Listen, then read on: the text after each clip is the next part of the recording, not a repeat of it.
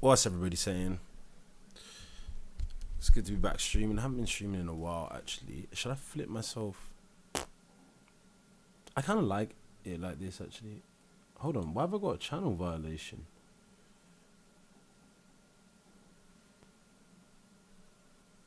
Oh, third-party content. Okay, that's fine. That's fine. Okay. We should be live on YouTube. Let's start the TikTok live.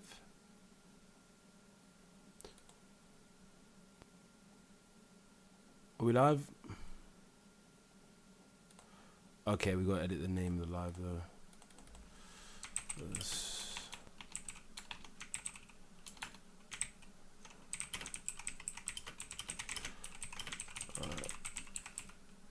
Okay.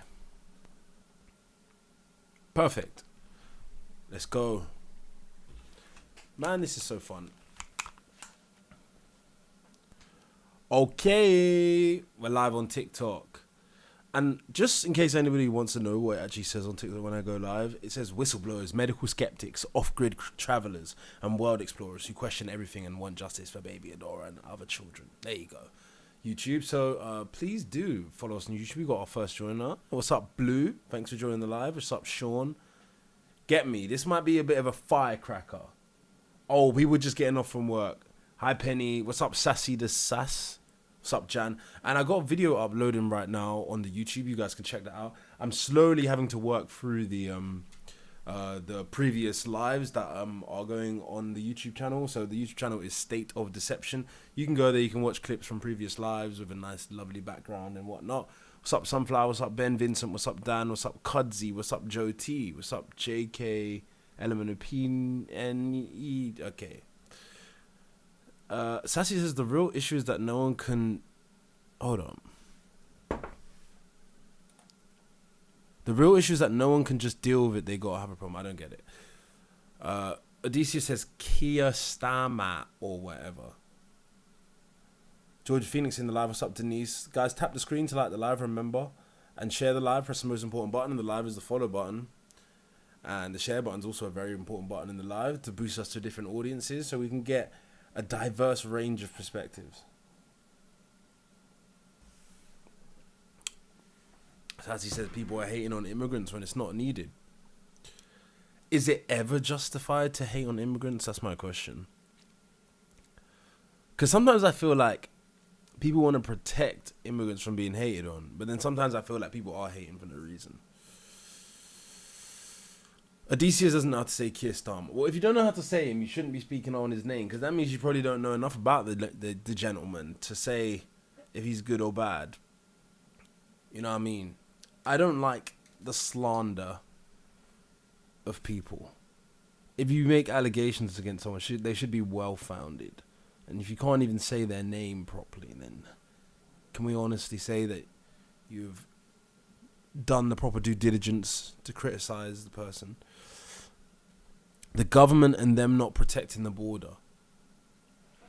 Okay. It's funny how people seem to think that immigration is actually the #1 issue in the UK. But what changed? Is it the rate of immigration that made everybody care, or is it the media attention that's making everybody care? Probably both.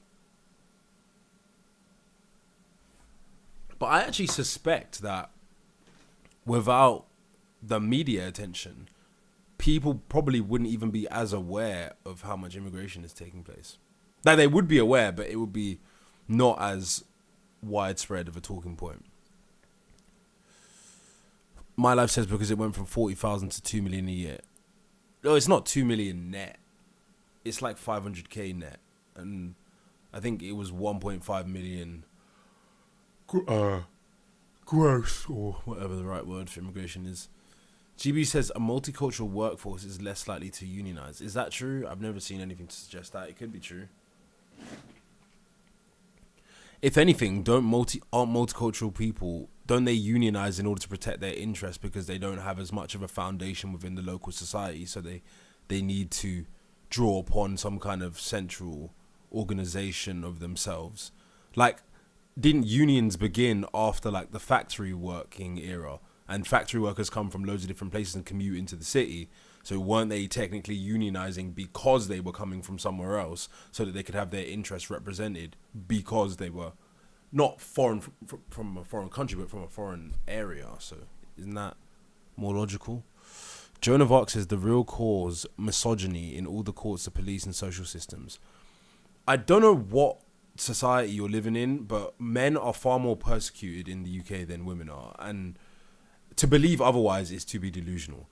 Now, if you're talking about being sexually victimized, then women are more likely to be sexually victimized. But there are other forms of victimization other than being sexually victimized, and virtually all of them, men are overrepresented in them. So you have probably been captured by radical feminist ideology. And when you think about how to solve issues in society, you probably look at it from a female, how to fix issues for females' perspective. Now, if you broaden your horizon and look at how to fix issues for the whole society, you will not be as biased towards females. It's like if I looked at how to solve issues in society and I only focus on men's issues, that would be silly. Simscott says, what is this about? Any issue in the UK? You tell me. What's up, Frank? Guys, tap the screen to like the live so we can get boosted in the algorithm. Yo, mate. What's up? I want to have a good debate. Do you have a topic? The real cause of the UK issues, I think it's down, right? It's down to all these stupid mongs who support Reform UK. I think that's the basic of it. How long do you think it takes for issues that come from the political system to manifest in society? Like, that's not something that would happen over the course of like 2 years, right? Well, possibly it could, because it's kind of like if you take Reform UK, or it's more or less these underlying issues. Like, for example, if you go down the street and you see like an immigrant raping a girl, it's going to be like, oh, I've seen that. I have this kind of bad thing with immigrants. And then the Reform UK is like an outlet for guys to say, or people to say, okay, let me voice my opinions. They feel like these guys are our voices. So let me get this straight. You're blaming a party that has never been in government for the issues in the UK. Yeah, because they... That's ridiculous. They make the ideas more radical, and they make more people... So when you look at political parties, many people in the UK don't really have their own opinion. They just base their opinion off main people. Think of like celebrities. You see them wearing this dress or this outfit, then you start basing your kind of outfits on them. You see this political party and their views, and they're very popular. You start basing your views off them. So I do feel like because of Reform UK and how they've been really pushing this agenda of anti-immigrant, anti-this, pro-UK, pro-white UK, it's made a lot of people to start thinking that way when otherwise they wouldn't. And it's kind of blocked off certain aspects. Like, for example, I'm an immigrant. My parents are European immigrants. And I feel like if I talk to Reform UK, and my dad's worked very hard, my mum has worked very hard in this country, they've paid their taxes, they've committed no crimes, and if I sat down and spoke to them, they'd realise immigration is a good thing. But because of this Reform UK thing about immigration being horrible, think of all these guys coming in, it takes these little aspects of, like, I don't know, immigrant murders to people and makes it so you only see those types of things. Have you considered that in a society where there's a massive amount of migration, otherwise known as mass migration, into that country, and then many of the people coming in are overrepresented in terms of certain things that are negative for the society, don't you think that would cause in the native population some kind of reaction? And again, just to reiterate, how can the issues in the UK be because of people who, as you were even describing, are essentially reactionaries? Surely the issue would be the core of what is making them react in that way. No matter what, as long as they're immigrants, crime rate will go up. If you increase the population, crime rate will go up. It's kind of one of those laws that are always like that always happen. And I feel like, as you said, the reactionaries, I think most of it is they are making, because out of, let's say, 100 immigrants who come into this country, how many of them do you think don't work hard and cause these problems in society? And I feel like it's an insufficient response to what I was saying about immigrants being overrepresented with certain things, because you can look at certain immigrant groups and you can see that they are more likely to commit certain offences than certain other immigrant groups. So it's not necessarily just because there's more people, it's because there's more people and some of those people are more likely to commit certain offences. Now, I'm not saying that that means all of them are, or that immigration is bad. I'm just saying, can't you see that maybe people are gravitating towards parties like Reform because they're reacting to issues that are actually real and tangible? I definitely understand that point of view, and I do agree. It's not good what's going on, but I feel like it's kind of a nothing burger. These things are inevitable; they happen, no matter who it is. Because even before 30 years ago, I mean, now the target of Reform UK is either Muslim immigrants or immigrants who are more brown, darker skinned. 30 years ago, it was all about the Romanians and like all these Albanian immigrants coming in, and they would do the same stuff, and they still do it now. Think of all let's take Ireland. There's massive gypsy immigration, and they cause all these problems, or like Northern Northern Ireland, which is part of the UK. But that's overshadowed because they found a new thing. It's a new scapegoat almost. Reform UK is putting all the problems of the country, and they're funneling it into. It's because of the immigrants. All our problems are because of the immigrants, and because people are starting to think of that, because they look to Reform UK as an outlet and a way that they could maybe make the country better. It's more or less boiled all the country's problems down into this anti-immigrant thing. I've never seen anything that Reform UK has done that suggests what you're saying. I have seen things that GB News has done, and that's why I don't really like GB News, because I think that the way they report on things is very inflammatory. Sometimes they report on issues that are true, but they report it in a way that is inflammatory and designed to stir up strife. But the reality is that you are blaming Reform UK for issues that are actually being caused by mass immigration, because you're saying it's inevitable that these things happen. It's not inevitable that 500k people get added to already strained country with a lot of public services in 1 year. That is actually completely orchestrated. That's actually completely unnatural. Well, it's our duty as a very sophisticated and a leading world power to let these people in. Think of all the kind of the. That's crazy. Because think about it's all the our problems we cause. duty to let 500k people in to a small island with one of the highest population densities in the whole world. Well, because we're so sophisticated and we're able to look after these people. Why do you think the UK is so sophisticated? For example, free healthcare, free education. That's not sophisticated. It's actually terrible. Yes. No, but it's more. It's better than, for example, look at India. India doesn't. I don't know, but they don't have all these social reforms that our country has, where it's benefits and all this stuff to our extent, to our level.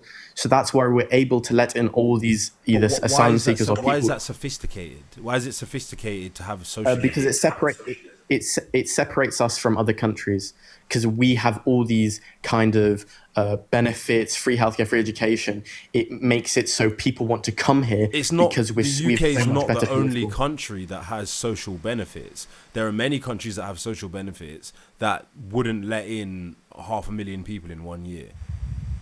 And if you can already see that the public sector is very strained, why would you then continue adding on dependents to that system? We're also kind of indebted to these countries, and we kind of have to do this. So this is crazy. I mean, are you trolling? No, but like look at America. You believe that UK citizens are indebted to other countries in the world, and therefore they have to let people in those other countries come and live in the UK, even if it's to the detriment of the UK? Not UK citizens, but the UK as a country. For example, all the very bad stuff they did in a lot of countries in the Commonwealth. Okay. Because of that, it's kind of like we have to, because of all the bad stuff we did. Wow. Are you trolling? No, but it's true. Think about it. You actually sound like you're trolling. I'm not even joking. No, because it's like in India, right? We completely demolished, it was horrible. We put in the class system in India. Before there wasn't really that. And That's not true. we hammered it down. We made it so much worse by implementing true. an even higher. Yeah. No, Like, in India had a India caste before- system for thousands of years before the UK. Yeah, but we made it so much worse. No, And no, that's not also, true. That's a lie. No, I agree with that. 'Cause, also, in India, have you ever the saying where the lighter you are, the better you are? That didn't That's- come from the UK. Yeah, it did. No, it because of didn't. all the really white people who came, and they were really like, quote unquote amazing, and they did such great stuff. It made Indian people want to be more white, and now it's caused this thing where it's like lighter Indians are more But doesn't supported. They're doesn't better. that contradict your argument about how the UK did terrible things in India? Because if the UK was solely doing terrible things, why would the Indians be like, we want to be like them now?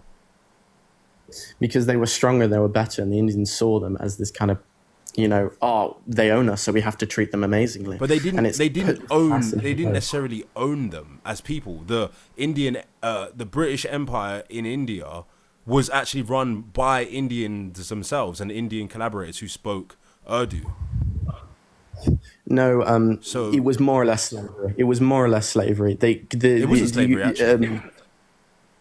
Pretty much, they had slaves. They had Indian people working for them free of charge, and they kind of pillaged and stole all the land, and they converted that to tea farms, and they take it under the quote unquote the property of the king or queen at the time. Yeah.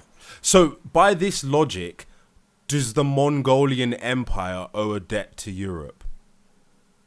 Like, does Mongolia, present day Mongolia, owe a debt to Europe for its former conquest? Maybe you could argue that, but the problem is Mongolia doesn't have the facilities to repay that debt. The UK does.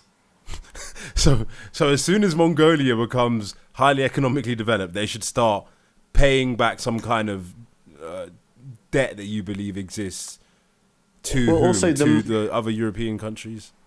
Well, also the Mongol Empire happened so long ago. You can't really see their effects on the modern day, but you can still very much see the You effect. can see them. It's just that you don't focus on them. You focus on a modern leftist worldview that focuses on white European countries as inherently bad, and so you never look at or focus on anything that happens that contradicts your narrative. This is an allegation I'm making against you. I'm not saying I can prove this. This is my belief about how you operate, because it doesn't make sense that you are only condemning the UK in terms of its history when all of the other countries also have a history of slavery, pillaging, etc. Yeah, but our one is so modern. It's so recent that you can still really, really see the effects of it, and it still affects Indian people to this day. So you think that the UK has the most recent history of what? Enslaving people? No, but this whole idea of taking resources for a country to benefit yourself. For example, what they did, how they stole all the wheat from India, causing massive famines, killing millions. That only really happened about 100 years ago. And many people remember that time and were affected by it. Okay, today. and therefore you think that the UK is We're therefore indebted to them. indebted to India, and Indians must be allowed to come and live in the UK. Yeah, we have to help them out because of how badly we effed them over. So if the UK were to become 70% Indian, you wouldn't have a problem with that. No. Well, no. I think. What if it became in my 100% Indian and the indigenous population was completely wiped out? Well, of course it's bad. Why is but that it's bad? happened so because it is the UK. It's ethnic. So you agree that to some realistically, extent the indigenous population also deserves representation. You agree, right? yes. But But you could so also where do you argue- draw the you could line? Like, where do argue- you think is a reasonable amount of people to let in from other countries in an already strained country with stagnant wages, etc.? Like, what do you think is a reasonable amount of people per year to be coming in? 1 million, 100,000, 500,000? Well, I think it should probably get to about, because right now it's only about 80% British, or like 75% British, 25% immigrant. Yeah. I think it could potentially go up to 35% immigrant and then 65% British. I think, but that's the peak So of it. if that happened, basically, virtually all of the major cities would be majority non-white, because immigrants typically tend to move into major cities. So you are essentially advocating for the complete the complete control of the major economic areas in the UK to be in the hands of people that are not actually from the UK. That's I don't know. Absolutely insane. Letting immigrants in doesn't mean they control the economy. For example, London is, I think, 40% immigrant, 60% white British. It actually does mean that they control the economy. It means that they have the purchasing power. It means that they have the voting power. It means that they are able to purchase assets. So they're able to purchase assets. They're able to build industry. They are the teachers, the nurses, the doctors. It means that they do control. In fact, it's even more powerful than them controlling just some kind of production means, because they actually have the voting power. I suppose, but as long as you keep the majority, I mean, so what if they have the voting power? I mean, if they come to the country, I mean, a lot of them do have, they bring ideals from their country, where they bring either the culture or some kind of like, I don't know, like stereotype from their country here. Like, for example, if you see sometimes Indian people might eat with their hands at school. It happens in my school. But you should tell them to use a knife and fork. I mean, but it is cultural appropriation because it's their culture. I know if you come to this country, you should adopt its culture and be all like, you know, you came here, you should be like us. I don't believe that, by the way. But I just think it's ridiculous to let 500,000 people in a year. That just seems crazy to me. But it strengthens our multiculturalism. For example, the national dish of the UK is chicken tikka masala, right? That would have never happened if we never brought in the Indians, or if we never brought in people from Asia. So you think that it's justifiable for the country to be economically controlled by people that are not actually from the UK, but then you think it's bad that the UK did that exact thing to other countries? I don't know. If you come to the country and you spend 7 years here, you can get your citizenship, then you're from the UK. Your nationality is from the UK. As long you're as you not have even talking about people that have spent 7 years. Because your argument was that it should be 35% foreign. So in order to achieve that, you would literally have to continuously let waves of people come in, to the extent that a large proportion of those people would not have been in the UK for 7 years. But eventually those people will adopt the mannerisms of the UK, and they'll all become citizens, and they will all work for the better of the country. Not if they don't feel any affinity to the country. Well, that's another reason why Reform UK is bad, because it separates the whites from the immigrants. But what does Reform UK have to do with that? That is an objective, tangible issue that would exist whether reform exists or not. It separates communities. It's why you see there's, like, for example, Bradford. There's such a strong Pakistani kind of community there, is because they feel so alienated. It's because they have an in-group preference because of their culture. So they deliberately separate from the white population in general. Not all of them. I mean, there's integration that happens, of course, but that's their culture too. And indeed, most cultures, even in Africa, even among Africans, different cultures will typically separate and segregate from the majority. Not necessarily because they feel alienated, but because that's just a natural thing to happen. So then you're going to encounter the reality of enclaves of different groups of people from different places all up and down the country. You don't think that has a destabilizing effect on the country? Well, yeah, but I feel like Reform UK makes that so much worse. And as a country, we should push for more integration. Where are you learning this? Like, someone keeps saying you're 16. Like, is this what they tell you in school or something? Yeah. They teach you this in school? Yeah. What, like your teachers actually say to you, like, reform is the problem? Yeah. Jesus Christ. Are they like white women in their 20s? No, teachers? Usually white men in their 50s. Oh, they're just as bad really nowadays. It's boomers and young feminists. No, I agree with that. But I just think there should be, there should be more of an integration in this country instead of the separation that Reform UK causes. It should be more like a new party to come out to really integrate the communities and get rid of this whole idea of we're different to you. Because if you boil it down, we're all people. So different cultures, it doesn't really matter. With the same species of people, and we can work together in harmony to try and make this country as great as it was, to try and make it better. Sounds good on paper. Führer is asking, woher kommen Sie? Woher kommst du? Where do you come from? I'm from Hackney in London. Okay, are you from Stoke Newington? No, I'm not Jewish. No, but are you from Stoke Newington? No, Hackney. What part of Hackney? So, where is it? It's right next to Victoria Park. So you're from Stoke exactly Newington? Where. Kind of, it's weird. It's like a separate thing. Why do you think I knew that when you said Hackney that you would be from basically Stoke Newington? Because there's a large immigrant population there.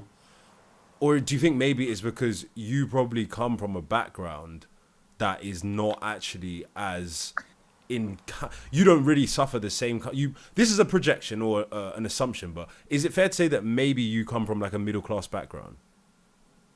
No. Okay. What's your background, if you don't mind me asking? Both my parents my dad comes from France, my mum is Irish, and they came to this country, and my dad's a graphic designer, and I wouldn't say we're middle class, but I wouldn't say we're upper class. So pretty expensive to live in that area nowadays. Do you live in a council house? Yeah. No. Probably like a 3-bedroom house, right? No, I think it's a 4-bedroom house. 4-bedroom house, Hackney 4 area, stories. Probably gentrified area of Hackney. So your parents are doing all right for themselves. Did one of your like grandparents pass away and leave an inheritance? Nope. Okay. So are your parents doing okay financially? Yeah, very well.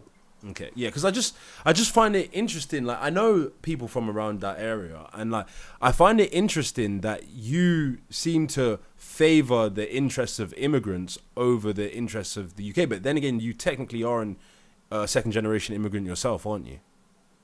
Yeah. Do you think that's why you care more about the interests of immigrants than the native population?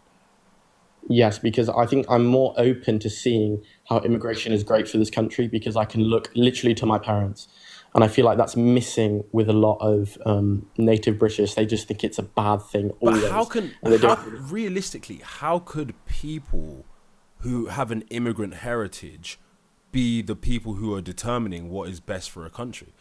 Like, think about it. We couldn't really, like, I'm a second, third generation immigrant, and I feel like I have the ability to speak on what's happening in the UK, try to make positive change. But fundamentally, really, we should be deferring to the people who actually have a heritage to consider what the spirit of the UK should be. Like, I actually feel that based on my heritage, I don't feel as responsible for the UK, and likewise, I wouldn't sacrifice my life for the UK. I don't feel like this.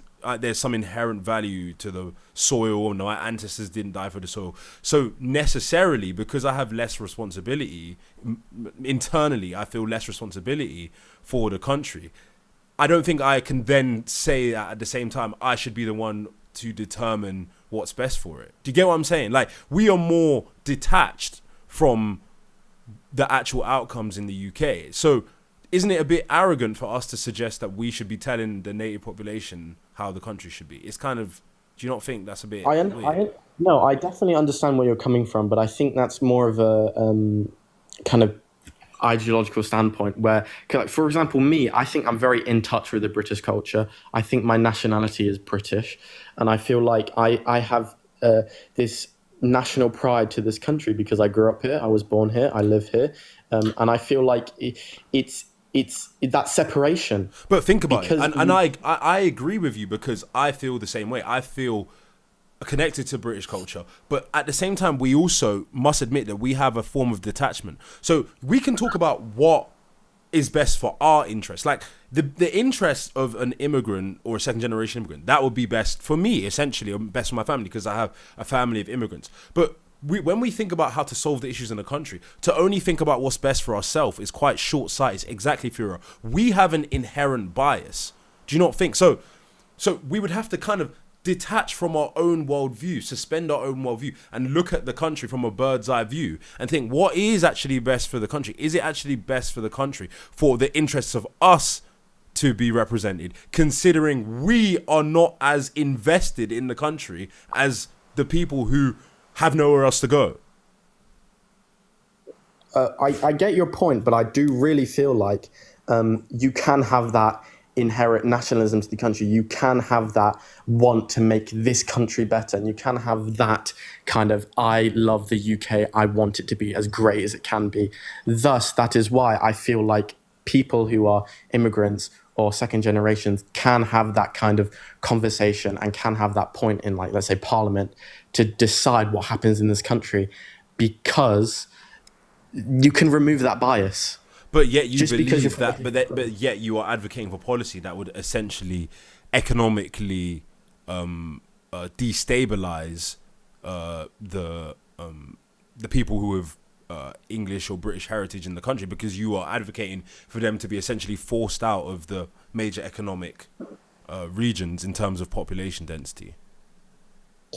Well, not really, because if you get as I said, if you get them integrated, if you get everyone working together, and also I think another reason why white British might be pushed out is because they don't try as much as the immigrants. They don't get the great jobs. Like if you see, like, I don't know, a Reform UK voter, if you ask him how many GCSEs does he have, he'd probably say like 3 or 4, But and he never went to A-level. Can you see the hypocrisy in how you have you look down upon the people whose country your family came to seek refuge in, such that you actually believe that they are not even worthy of the outcomes that many immigrant families experience, and you think that it's because they don't work hard.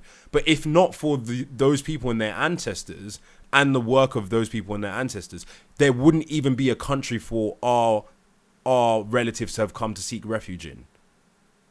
Yeah, I understand that. But yet you kind of denigrate them by suggesting that the reason why they, that they're not working hard and that's why they don't deserve the same kind of outcomes as other people. That's almost a form of racism in a sense. I mean, if you look at the definition of incitement of racial hatred, that is almost a form of, according to the law, that is a form of incitement of racial hatred against people based on their immigration status, because to be native to the UK is an immigration status, right? And to suggest that based on that they are not working hard and therefore they don't get the best outcomes. I mean, if somebody said that about immigrants, you would call them a racist. No, I wouldn't. If somebody said BLK people don't work as hard and therefore they don't deserve the same outcomes as other groups, you would call them a racist. No, I think that's a perfectly normal statement. Okay. I feel like if you don't work as hard as the next guy, you shouldn't get as much as he has. No, but it's the presupposition. No, it's not that.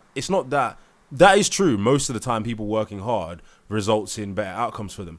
But it's the presupposition that based on a person's heritage, that means necessarily that they're not working hard as others. You are suggesting that the native white British don't work as hard as immigrants. Yes, I think that's what I'm correct. saying. So if I said to you that X people, like if I said to you BLK people don't work as hard as YT people, would you be okay with that? I mean, if you showed me some statistics that backed that up, then yeah, I'd be fine with that. What statistics do you have to back up the fact that that you believe that native Brits don't work as hard as immigrants? Well, let's just take the NHS. The NHS. Just think: have you ever gone to your GP? How many times has he been white? How many times has there been a native British person other than, I don't know, an immigrant? I feel like that's a perfect example. Do you realize that the NHS preferentially hires people based on their background, their ethnicity? Not for a period of time, but yeah, I understand that. They deliberately favor women and ethnic minorities in hiring people in certain positions. But if there was more native British people get working harder and getting even better grades than, let's say, these immigrants. They'd prioritize the British people.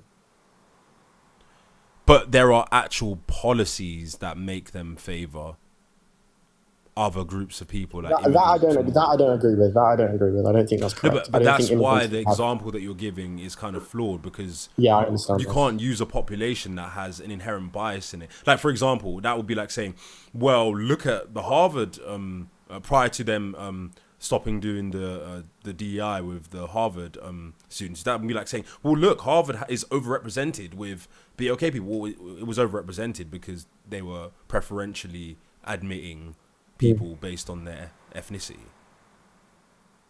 No, I understand. I do definitely disagree with that, prioritizing certain groups of people. So then where is your evidence, other than that, where is your evidence that you think that the native Brits don't work as hard? Well, we can just look at, for example, the construction side of things. Most British people only are able to, or no, let's just say the percentage of people who fail the GCSEs, the highest population are white British people. Over 60% of the white British students fail their GCSEs. And the reason for that is because they're being socially and economically disenfranchised. And they have been historically socially and economically disenfranchised. They are actually, working class white Brits, in my opinion, are actually the most discriminated against group in the UK. I don't see that. I feel like when I was in school, when I was doing the GCSEs, I never saw white British people feeling like they were overpicked, black or Asian or anyone else were overpicked above them, so they would do worse in school. I feel like a lot of it has come to a lack of trying, thinking immigrants will do the job, it's fine, and then wanting to do higher paying jobs, like not construction, not doctor, wanting to do other stuff, and then just not having the aspirations to do it. And that's why so many of them fail. Okay, let me ask you this.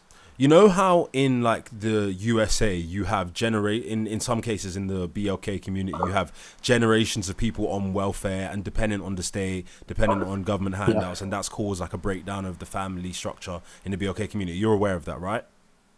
Yes. Do you not see how that is because of economic policy in the USA that has caused those groups of people, the more disenfranchised people, to become government dependents? Like we would blame that on the economic policy of the UK, right? Like Lyndon B. Johnson and that, right?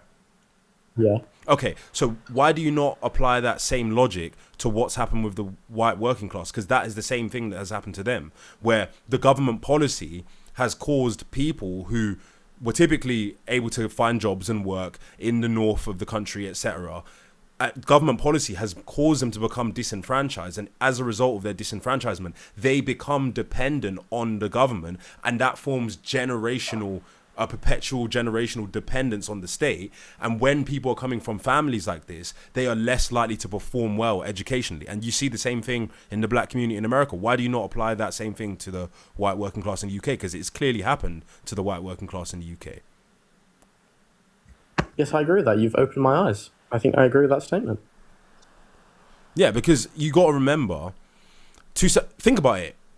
The same people that you're saying didn't work as hard, etc., are disproportionately responsible for for the vast majority of technological developments in the world. The native British are, I think, it's either the Germans or the Brits are number one. German, Scots, English, they are essentially number one in terms of technological development. Now, and if you look at how intelligence is distributed in a population, you can model it, let's just say, using a bell curve for IQ, right? It's only a very small percentage of people in a population that will typically be responsible for world-changing technological developments, right? And in order to even have that population of people, that overrepresentation, it would mean that the average person would have to be more of an achiever, more intelligent, or have more intellectual output because of how the bell curve works. If you have a massive overrepresentation at the upper levels, it means necessarily that the average level is probably skewed higher than the average for other places. So that is evidence that suggests that the native Brits actually have higher intellectual output than the average person in the world. Well, yeah, because we developed much faster than everyone else. But then how can you suggest that that the reason they're failing is simply because they're not working hard in a world that is based now on intellectual output. There's evidence to suggest that Brits have a higher intellectual output than most other countries in the world. So in a modern world based on intellectual output, why would they be underperforming?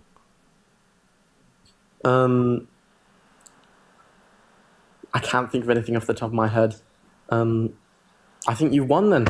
I think you've changed how I see things, and you've helped me understand more. Instead of my quote unquote London leftist views, I think definitely you've influenced me in the way I think. I appreciate that, and it's possible that I think you've raised good perspectives for us to think about in general, because the whole point of this live is to edify all of us. But I think what you should do is go to a lot of communities up north and see how people live, and I think might open your eyes and stuff, because you'll be surprised how many white people are experiencing disenfranchisement. I'm not even just talking about poverty or poor education. I'm talking about actual disenfranchisement. Like some of the poor white areas in the country, places like Blackpool, Doncaster, Poole, like some of these places are more disenfranchised than places you'll see in London that have like high black community or high Asian communities. A lot of these places with the white working class, if you actually go there, you actually see that they have higher levels of deprivation. Yorkshire. Yeah, no, because I have I'm in between houses. I go to school in Derby. It's right next to Derby, very deprived area. Yeah. I now that I do see it. I see more homeless, not well off white people than the Asians walking around in the city. I would even argue that I think that percentage wise, most black people that I meet, I would actually put them as middle class. But some of them pretend to be not middle class. But when you talk about genuine working class people, from my life perspective, I don't know what the stats say, guys. I could be wrong. From my life perspective, percentage wise, I think it's more YT people that tend to be working class than BLK. Because what you get BLK people that technically come from middle class backgrounds. If you draw the parallel from their country of origin, they are essentially middle class, but then they kind of they fall into the fold of a culture where there's a lot of posturing, or it becomes cool or normalized to act as if you're working class. But a lot of us, like I'm from a middle class background. Most black people that I know that became involved in a certain negative lifestyle that's stereotypical of the black community, they're working class. They're middle class. Sometimes they are not high performing economically, but their parents will be typically higher performers in their countries of origin, or they'll have some kind of heritage that involves an emphasis on education and hard work. So when you talk about generational poverty in the UK, yes, it exists among every community of people, but you'll be surprised the extent to which it exists in the white working class communities. Yeah, I definitely agree with that. I do see it when I go to Derby and stuff. Yeah. Well, genuinely, thank you, man. It's such a good debate. I really appreciate it. I hope you have an amazing day. You too, bro. Take care of yourself. Take care. Very self-aware young man, because I'm not saying, oh, I'm right. Look, we're proselytizing and changing everyone's opinion. It's not that, but it takes self-awareness to even look at your own perspective and think about it from a different way. And he's very self-aware, because you see how he even was aware that, oh, I'm being taught this in school. He's conscious that this is where I'm getting this information from. This is where I live. He even said, like, yes, I'm in London in a leftist environment. I have an immigrant perspective because my family's immigrants. I'm getting taught this stuff in school. So you can see the cogs turning of like, all of my information is actually coming from a biased perspective. Do you get it? It's not necessarily that I'm right, he's wrong. It's that awareness of our own bias. Because I come from a similar environment to him. I'm from Islington. Islington North is one of the most left-wing constituencies in the entire country. That's Jeremy Corbyn's constituency. Everyone in my area, they've all met Jeremy Corbyn. They all know, oh, I saw Jeremy the other day. That's common in Islington, where I'm from. So I come from a similar environment to him. But you have to, when you look outside of your own perspective, that's when you start seeing are my information sources biased?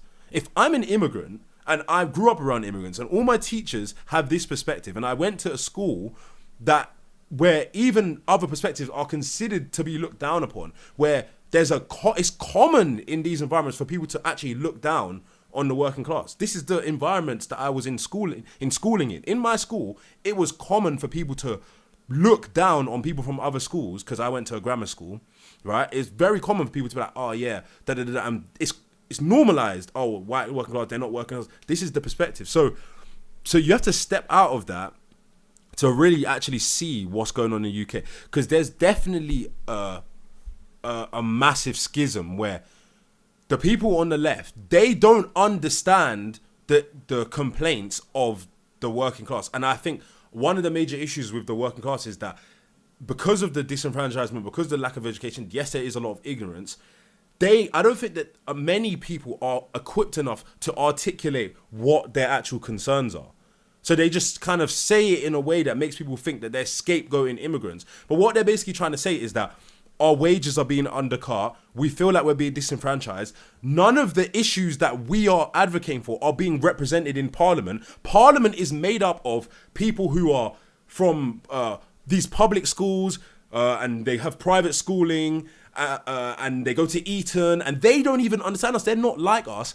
And then they push a rhetoric that whites are privileged and whites have this inherent benefit. But the people that have that benefit are them, the people that go to Eton and all that stuff. And then the immigrants come in and they say, who's privileged? They're looking at the people that go to Eton and have control of the economic resources and means of production, and they're saying, look, they're privileged. And then the white working class are like, what the fuck? How are we privileged? We make up the majority of the white people. And how the fuck are we? So that's where the disconnect is that it's like a communication gap. You got realistically, I'm going to tell it how it is. You've got middle class black and Asian people teaming up with middle and upper class white people talking about this is what's going on in the country. And the fucking white working class are the people who are actually receiving the brunt of all the issues. So when they're trying to say, these people don't represent us, these people have come into the country, these people push the narrative, they're actually trying to say, it's actually kind of a form of class warfare. But they're just not articulating themselves right. They're basically saying, you lot are middle class. We're the lower. They're basically saying, we're actually the lower class. Like, the white working class. They're saying, we're the lower class. So that's why people are like, oh, you're being racist, because they're not articulating the issue properly, in my opinion. In my opinion. Okay, let's get some other people on. If anybody is... I mean, we got some requests. I don't know if they've timed out.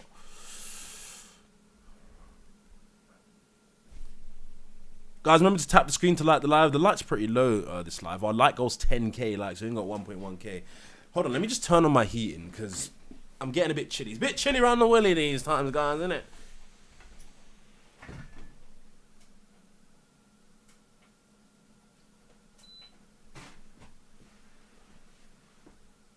It's getting chilly, innit? Chilly in the UK. Jeffrey says, reform doesn't understand the working class. I agree, but I think that they are successful in pandering to the working class. They are clearly using Trump's tactics, the populist tactics, to try to appeal to the white working class. And it's working, but it's clear also to me, personally, that they are charlatans. I believe that they are charlatans. I believe that they are funded by the Zionist lobby, and that they're deliberately... I do think that they are deliberately fomenting dissent. Not necessarily reform. I'd say the propaganda arms of the new right media. So like GB News. I believe that GB News are deliberately fomenting dissent in the country. And what they are doing is they are actually misrepresenting the arguments of the true arguments of the white working class by putting these clickbait headlines and pushing these narratives against like the small boats and stuff. They're deliberately doing this to misrepresent the genuine grievances of the working class. And unfortunately, many white tea people can't actually see what GB News is doing. They are Zionist propaganda arm. And this is what they do, divide and conquer. That guy, 326, what's up? Wait, hello? Yeah, what's up? Oh, I put... Yeah, so I agree with the last guy. Okay. I agree with a few points. I don't agree with, but like the last point about like white people not working hard as immigrants or whatever. But other than that, I agree with him. You agree? And I disagree with what you're white saying. people don't work as hard? Yeah, I don't know. That was just I don't know what he was saying. I disagree with that. Oh, you disagree with that, or you agree with that? No, I agree with everything else that he was saying, apart Oh, from that okay. last point. So what were the kind of things that you do agree with? Well, I agree. I can't actually remember, but the fact that that immigration isn't actually bad. That's just been pushed by the far right. Well, immigration has positives and negatives, doesn't it? Just like anything in life. Okay, what are the negatives?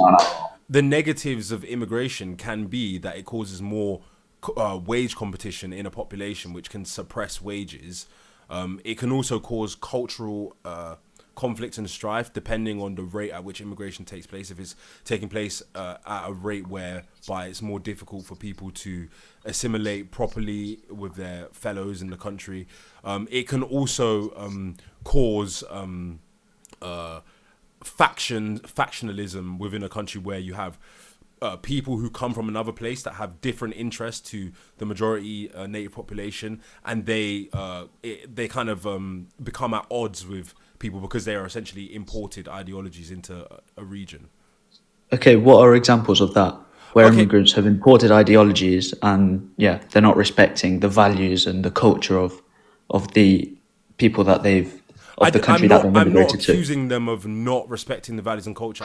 I'm particularly talking about strife. So strife can be caused by people who are the recipients of this new imported culture, or by the people who are the propagators of the new imported ideologies. But let's just take Islam, for example, and the Muslim communities in the UK. There is clearly strife. Or not even Islam. Let's just say not even the native population. Let's say the Jewish population and the Muslim population. If you there was just a football match that was supposed to be in Aston, where the Israeli fans were have been banned from coming to this football match because it's understood that in Birmingham, in that area, there's a significant Muslim population, and because of what's going on in the Middle East, the police believe that there's a high risk of conflict if that Israeli football team come to the that area of Birmingham. Now, think about it.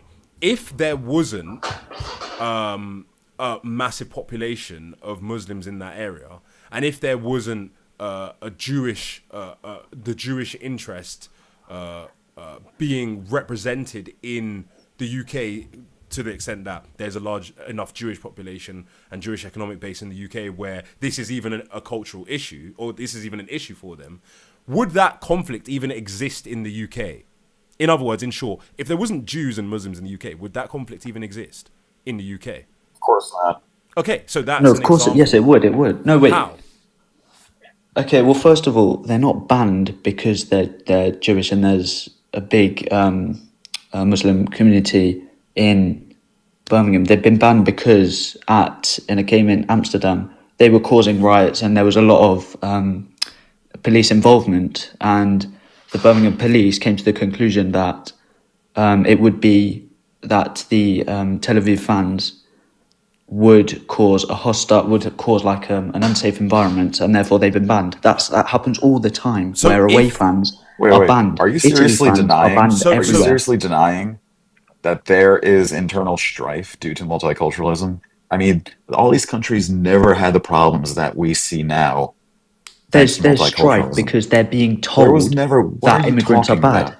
Huh? No. Because there they isn't. are. It's That's- a net. It They're has nothing so to do bad. with what people are being told about immigrants, because that's why. Yes, it is. Hold on. That's why I changed my example from Muslims and the native population to Muslims and the Jewish Yeah, population. but that's a completely different example. That's a No. completely Yeah, let me finish the point. Let me just land. All right. The reason why I changed to that example is so that you wouldn't be able to say it's because people are being told that immigrants are bad. Those are two immigrant groups. So they have actual issues with each other, independent of the fact that either of them are immigrants. Do you understand? Yeah, but I don't understand how that's relevant to the fact It's that relevant because that is a clear negative of immigration, is that you can import two populations from elsewhere that have a cultural strife that has nothing to do with you, even as a native population. Yeah, okay, but up and down the country in England, there are Jews and Muslims living in harmony. I think that those two groups probably have the most disharmony of any two groups in the UK. And what's an example of that in England? The fact that a team just got banned from going to an area of Birmingham. Yeah, but with as I a just high said, that's Muslim because that's because example. in Amsterdam there were a lot of riots and they were causing a lot why of. why was there issues in Amsterdam? I don't know, because the fans Because clashed. Amsterdam has a high Muslim population as well. No, not necessarily. Yes, Listen, they this were happened. clashing This with happened. Okay, Muslims cool. in Amsterdam. I'll give you another example. Perfect example. Go on. No, I'll give you another example. Wait, where was it? In France, about 12 Lazio fans were arrested in Nice because they were clashing with the other fans. That's not racial. That's not any like religious argument or anything. That's just because these fans are aggressive. They're opposition fans and they clash. That's it. And then there are arrests. Let me give you an example. If you have two teams that have a history of bitter conflict between each other, like let's say, what is it, like Millwall and what's the other one? Sorry, is it Celtic or something like that? Celtic and Millwall. Celtic, yeah. Celtic and Millwall, yeah. If you have two teams that have a history of conflict, yeah, and then you know, one might get banned from another, or you see people getting arrested because they're fighting, that is an evidence that those teams have an inherent history of conflict with each other, right? Yeah. Okay. Why would an Israeli team have a history of conflict in Birmingham? They won't. Exactly. So their It's conflict clearly is because there's Muslims in Birmingham. That's why they've considered them to be high risk. So They consider them to be high risk because they're causing problems in every city that they go to. No, in Amsterdam, there were arrests and there was violence. Think about it. In the other places where football fans are causing conflict with each other, it's typically because those teams have a history of issues with each other. So But the Israeli fans aren't an internal community. So that's not really a valid example of how immigration is harming the UK. They're not an internal community, but the reason why this is an issue right now is because the Jewish community in the UK is lobbying the government and saying, this is not fair. We don't believe that. And they're actually calling it anti-Semitic. They're actually saying that it's not fair, that the Jewish community in the UK is not happy with this. So you're seeing an issue of cultural strife between the Jewish community and the Muslim community. Are you denying that cultural strife exists? And yet, after 100 years of immigration to the UK, have there been any other examples of this strife between two internal communities fighting? You're lying. There was no 100 years of immigration to the UK. There has been, mate, but good effort. It's been about 70 years since it's really... Yeah, it's been about since the 1950s, just after the war, yeah, okay, maybe not 100 years, 80. Negligible numbers. What? Yeah. Very, very negligible numbers. Yeah, what we're seeing now okay, is... fine, 80 years, cool. Huh? No, but what you don't understand is in the past 100 years, the amount of immigration literally is equal to the previous 900 years. Okay, and that's bad. Why? Why is that bad? I didn't say it's only bad. I said that there are downsides and positives, remember? And then I just gave you an example. One of the examples I gave is that there can be cultural strifes imported from other places that manifest in the host country of origin of those two different cultures. Are you saying there's no downsides at all to immigration? Well, of course there are. There will be downsides, as there are to anything. Yes. Anything. However, I'm saying that the downsides to immigration are being completely blown out of proportion by parties like Reform. So then they are diverting the attention away from real issues. What don't you think that? What do you mean? Go on. Wait, can I jump in? Okay, Yeah. I'm sorry. So as you can tell, I'm American, and we have the same issues. I have the luxury of traveling all over the world, and Australia, Canada, and virtually all of Western Europe are having the same issues with immigration. Your cost of living has skyrocketed due to immigration. Your wages have dropped. Okay, there's wage stagflation in your country because of immigration.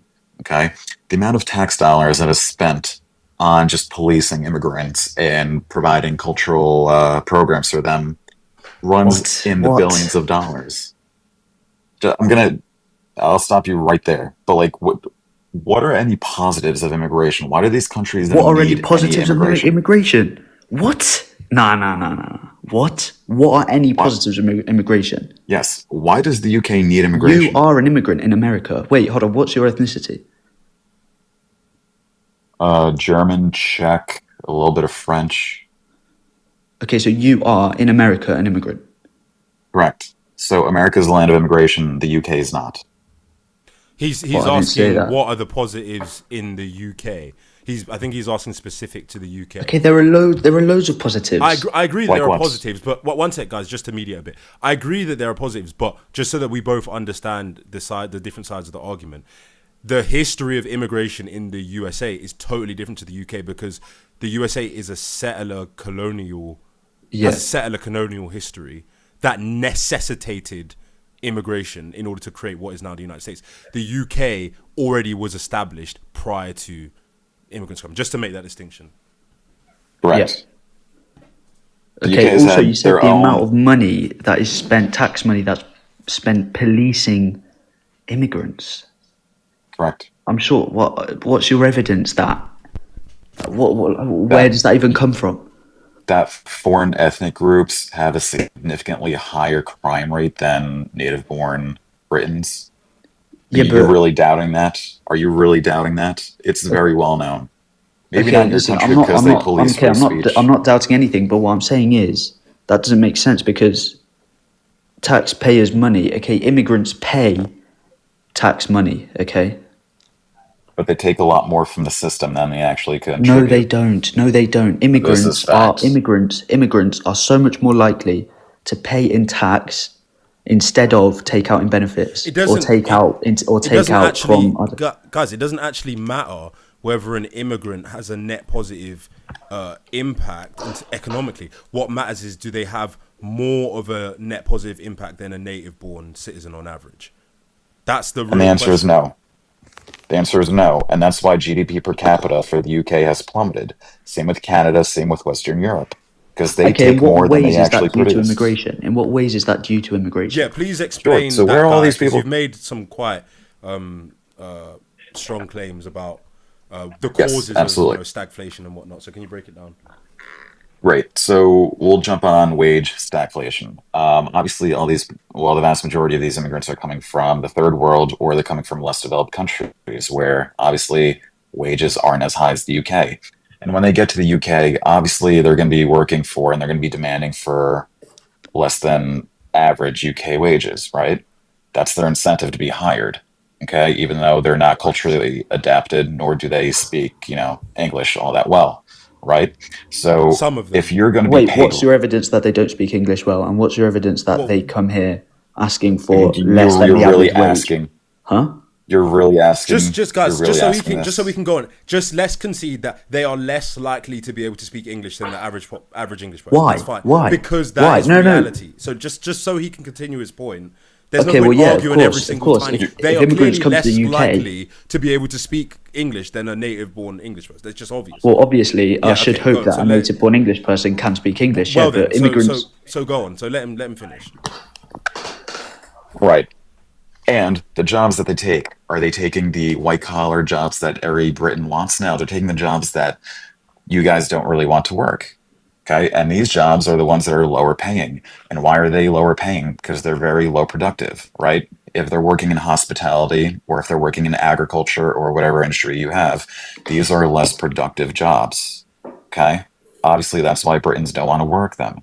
So you have, a subclass of people who take more from the system because they're poor. Poorer people take more from the system than do rich. And you have a less productive. So a combination of less productive people who take more from the system is going to lower the GDP per capita. Okay, first of all, you know that the majority of immigrants in the UK are actually university students. No, university students are discounted from the statistics. Okay, yeah, but still, you're suggesting that immigration. Okay, wait, hold on. You said that immigrants. Wait, what did you say? You said that immigrants Are less productive. are less productive. Yes. How does that? Okay, so what? Okay, so say immigrants are working. Okay, that's not true anyway. But say immigrants are working. I don't know what jobs did you say in hospitality? Yeah. Right. Okay, so I think So I've just These are less productive jobs than what? Sorry. just a caveat, just so you guys can continue. I've looked it up. It says only 14% of the UK's foreign-born population cite study as the reason for migration. So Migration Observatory shows that among foreign-born population, 37% came for family reasons, 29% for work, 14% for study. So student visa grants, about 403,000 sponsored study visas were granted to foreign students.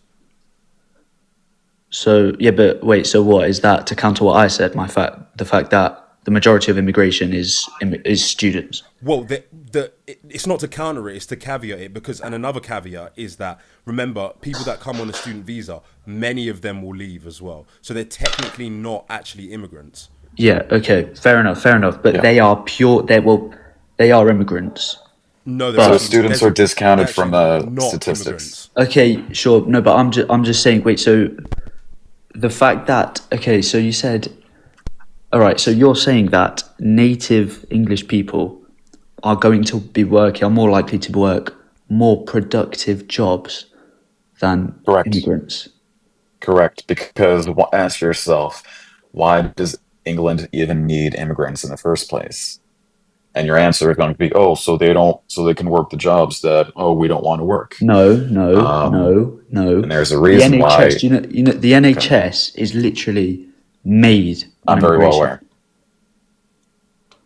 About 30%. Well, again, immigrants actually take more. Immigrants actually take more from the NHS than they contribute. So, Well, of course, because they're residents in the UK. Yeah, so fair enough. And also, yes, they're paying for the NHS because immigrants pay taxes. So and that tax right, goes but they pay towards far less the than what they NHS. take. Huh? Right, but they pay into NHS less than what they actually take. How? Okay, what are they taking from the NHS? Go on. Okay. So number one, whether you're legal or you're illegal, the NHS has to take care of you, right? Yeah. And a good amount of these people have they don't have the funds, but they still have to be taken care of. So who ultimately Who don't takes have the funds? Immigrants. That's Well, they ridiculous. don't really there's have- an That's ridiculous. NHS. There's an NHS surcharge for immigrants. I don't know if we can substantiate whether immigrants, on the whole, take more out of the NHS than course they give. they don't. I don't think that that's accurate, because the Of course they NHS don't. would necessarily have to take in far more than unless it's operating at a deficit, which I don't think it even could. I think the NHS would have to take in more tax money, and it's possible that immigrants take more than they give, but it would be very difficult to quantify that. Like, the average contribution towards the NHS for a citizen, I believe, is £4,400 a year. The percentage difference in wages between the average citizen and an immigrant-born citizen, I don't think would be significantly different. It's probably, like, we're talking about a difference of probably between £400 and £1,000. So I don't think that difference would account for them now being tipped over the edge of taking more out of the system than they give to the system. Yeah, I'm not too sure. I'm not going to pretend like I'm well versed in, your country's statistics or the NHS. Again, it doesn't actually matter. What matters is there a bigger deficiency in what they take from the NHS to what they give than for a native-born citizen? That's the only thing that matters, because you're doing a comparison between an immigrant and a native-born citizen. Correct.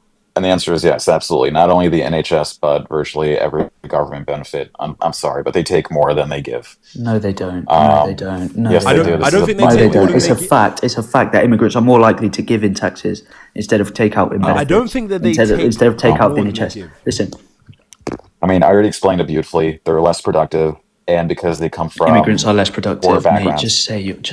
No, but Where are you getting this from? that is They are. necessarily true by virtue of the fact that they're more likely to be lower income. Okay, lower so income contribute more, or do they take more? The answer is, and this is universal across all societies and countries. okay, poor take people more. What do you mean by take more? more? What do you mean by take more? Do you mean like take out in They benefits? take more resources. Yes, Such as? benefits, government Yeah. subsidies, versus the amount of taxes that they No, tax they revenue don't. that they No, they generate. don't. No, This they is don't. abundantly clear everywhere. No, we they keep on don't. belaboring the same point, and I keep having to remind you guys, it doesn't matter whether they take out more than they give. It only matters the comparison to a native-born citizen.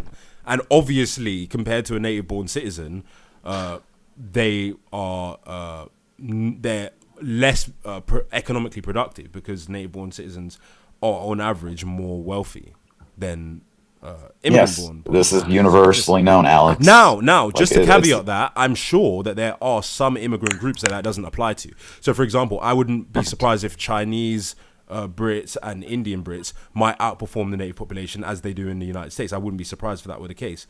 But obviously, overall, that's not the case. Now, I've seen some arguments. I was watching actually an Enoch Powell debate the other day, and I've seen some arguments to suggest that because of how Britain used to actually characterize the citizens of its empire, it didn't make racial distinctions as did the United States at that time. Because of that, it's possible that it was actually inevitable for, let's just say, non-British... Gentlemen, I apologize. I had to hop. Okay.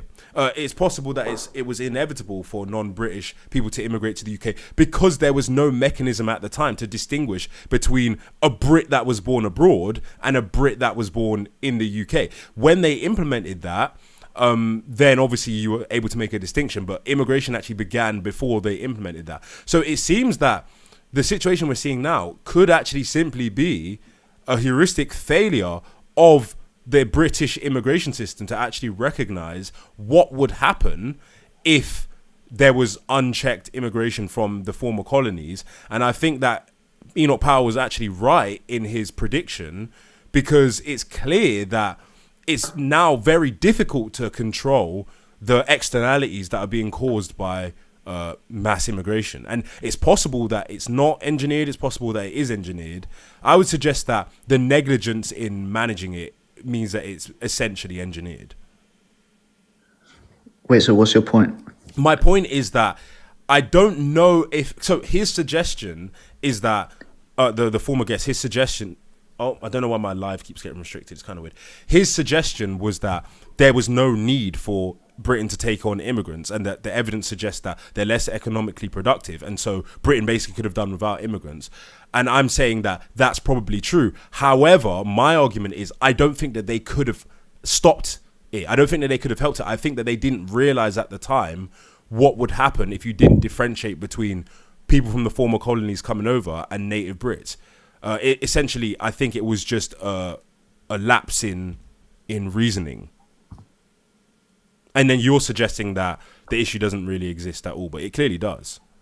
What the issue of what? Immigration? The issue of the number of non-British people that are now immigrating to the UK, my family included.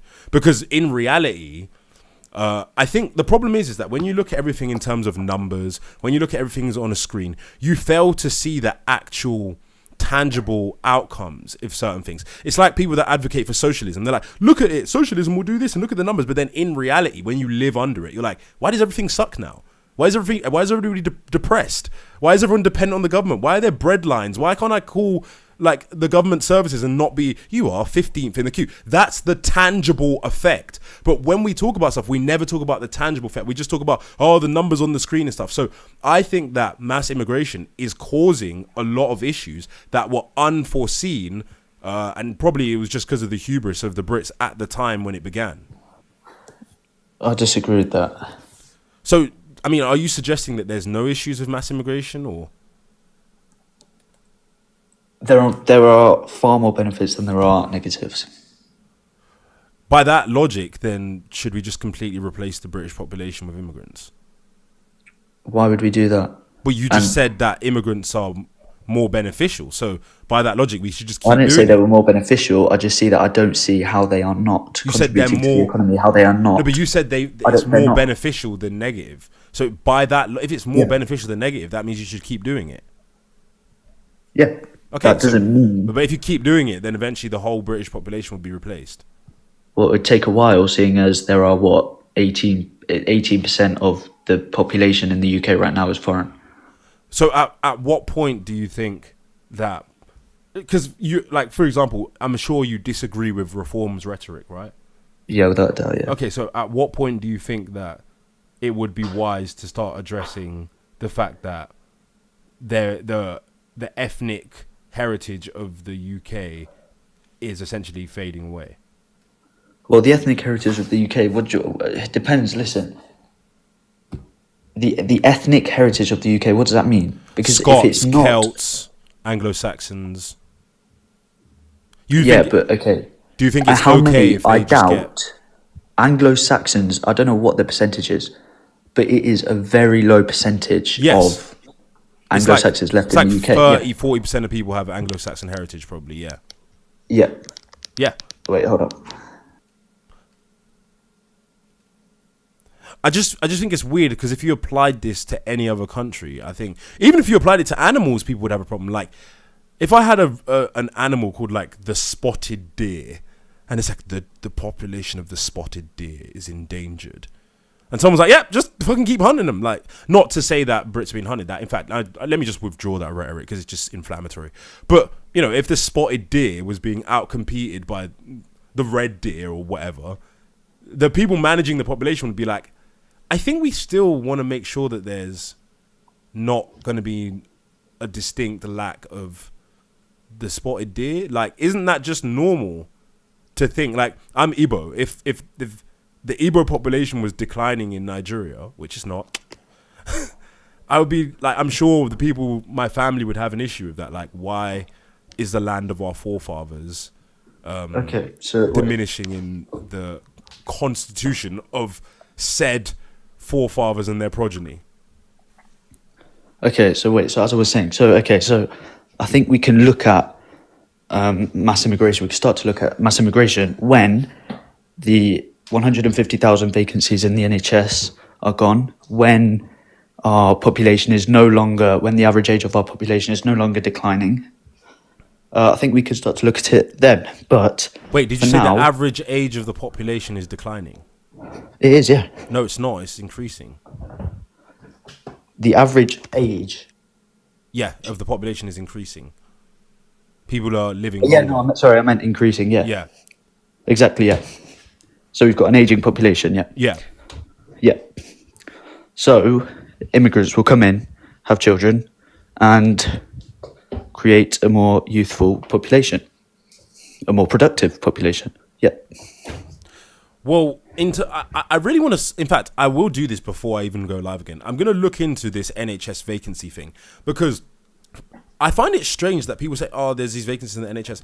Are we sure they're not just characterizing the downtime where work hours could be filled in, and then kind of like constituting that as this is the job of X number of people? Like, are we sure they're not just saying like 20,000 work hours are unfulfilled? This is technically the equivalent of 50 employees' work, like, and then being like, there are 50 employees worth of vacancies, because I struggle to believe that there are just jobs that people could take that they're just like, yeah, I'm not going to take it. I think because NHS does a lot of misrepresentation of statistics because they get given the benefit of the doubt a lot. So I'm gonna do a deep dive into how they are actually determining that these so-called vacancies exist.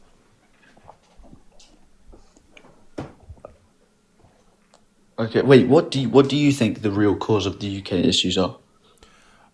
The population density, number one. So population density is a country that was built for like horse and carriage. You know, it wasn't built for, you know, it was designed prior to the modern era. Obviously, the modern era began pretty much in the UK, or the modern industrial society. So I think that the population density is just an unsustainable population density, especially with so many socialized systems, including the NHS, which I think should be privatized largely. And I think because everybody is now dependent on the state, and more people are becoming dependent on the state because of the aging population, because of immigration, because of wage competition, because of low morale, because of things like COVID. We just have a population that is too dependent on the government, which spells trouble. And I That's think not due. How is that due to immigration, though? it's not just due to immigration, but immigration contributes to it. In what way? Because it undercuts wages and it causes more people to be dependent on the state, because percentage-wise, because as he tried to explain to you, immigrants are more likely to be state dependents than non-immigrants.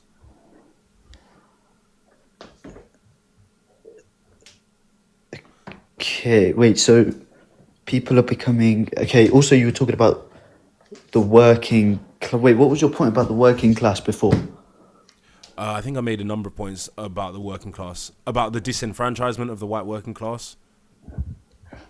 Yeah. Wait, the disenfranchisement. Yes.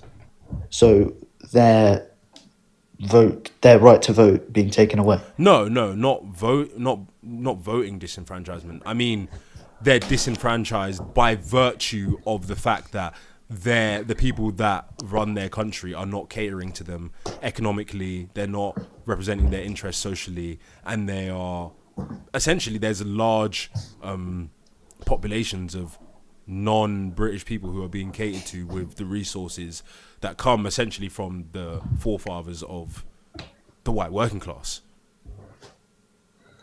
Okay, but the people that say parties like Reform aren't going to solve their problems, Didn't say they are. and neither are Conservative. Yeah, I don't So, think any and of I'm those saying parties what will. I'm saying is they're being told that is the fault of the immigrants, and it's not in the slightest. I think that's a simplistic, any argument you're going to have a rudimentary version of it and then you can go further into it. If you're talking about playground level rhetoric, then it's the fault of the immigrants. But obviously it's more complex than just saying it's the fault of the immigrants.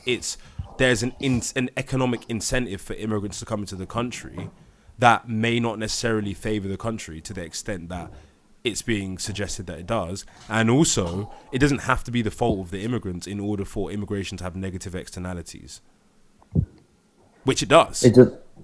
Wait, what was the last sentence, sir? It doesn't have to be the immigrants' fault if immigration is causing issues. It doesn't have to be the fault of the actual immigrant. It could be the fault of the policy of the government, which it is, in my opinion. Yeah, okay, I agree with that. It's the government that's causing it. But you're suggesting that immigration isn't even a problem at all. I think that it's being blown, the problems of immigration are being blown completely out of proportion by these parties. Well, it may be difficult to see short term the effect, but as the previous caller tried to suggest, I think if you look at the long term impact, like if you go from the 50s and then you project into the 2050s and consider how the UK will look in that 100-year period and what one of the major changes in the UK was over that 100-year period, I would argue that immigration will be one of the number one reasons for the issues that the UK is experiencing in the 2050s. Why? Because there will be more cultural strife. There will be, if unchecked, if the immigration continues at the current rate, there'll be more cultural strife. There'll be more factionalism. The native population will feel more like, again, like whatever the land of their forefathers is being taken from them, which will probably cause more radicalization. Because I don't even think that people are really radicalized now, but I think 2050, 2060, 2070, that's when the native Brits might start to become actually radical in response to the sheer and radical change in the population. And then also, what are we actually doing to address the wage stagnation? Because that requires significant changes. And then even if you look at the cultural changes in the UK, where it's gone from having certain ideals be ubiquitous to a more universalist and socialist outlook, I think that immigration contributes heavily to that because, again, immigrants don't necessarily have, well, all of us have the interests of ourselves at heart. So people that are don't have the same kinship to the native population are necessarily not going to have their interest at heart to the same extent as the interests of immigrant groups. And that means that there will obviously be a cultural element to the conflicts as well. Okay, I don't agree with that. Again, I don't think there are any examples where there is strife between cultural groups. I'll give you a perfect example, right? Do you realize that most immigrants vote Labour compared? Like, immigrants are more likely to vote Labour than native-born population. Yeah, of course, yeah. Okay. Labour. If we just made Labour on its basic, not saying what it does now, not saying whether the current government is centre right or whatever. Yeah. Labour historically favours the interests of immigrants more, right? Historically, just in general, if you think Labour, that's typically the party that's going to do more for immigrants. Okay, cool. So we have evidence. Well, they don't. Okay, in the sense that their policies are more they don't favour immigrants. They're more palatable. They're more, they're more palatable. They don't favour the working class. They favour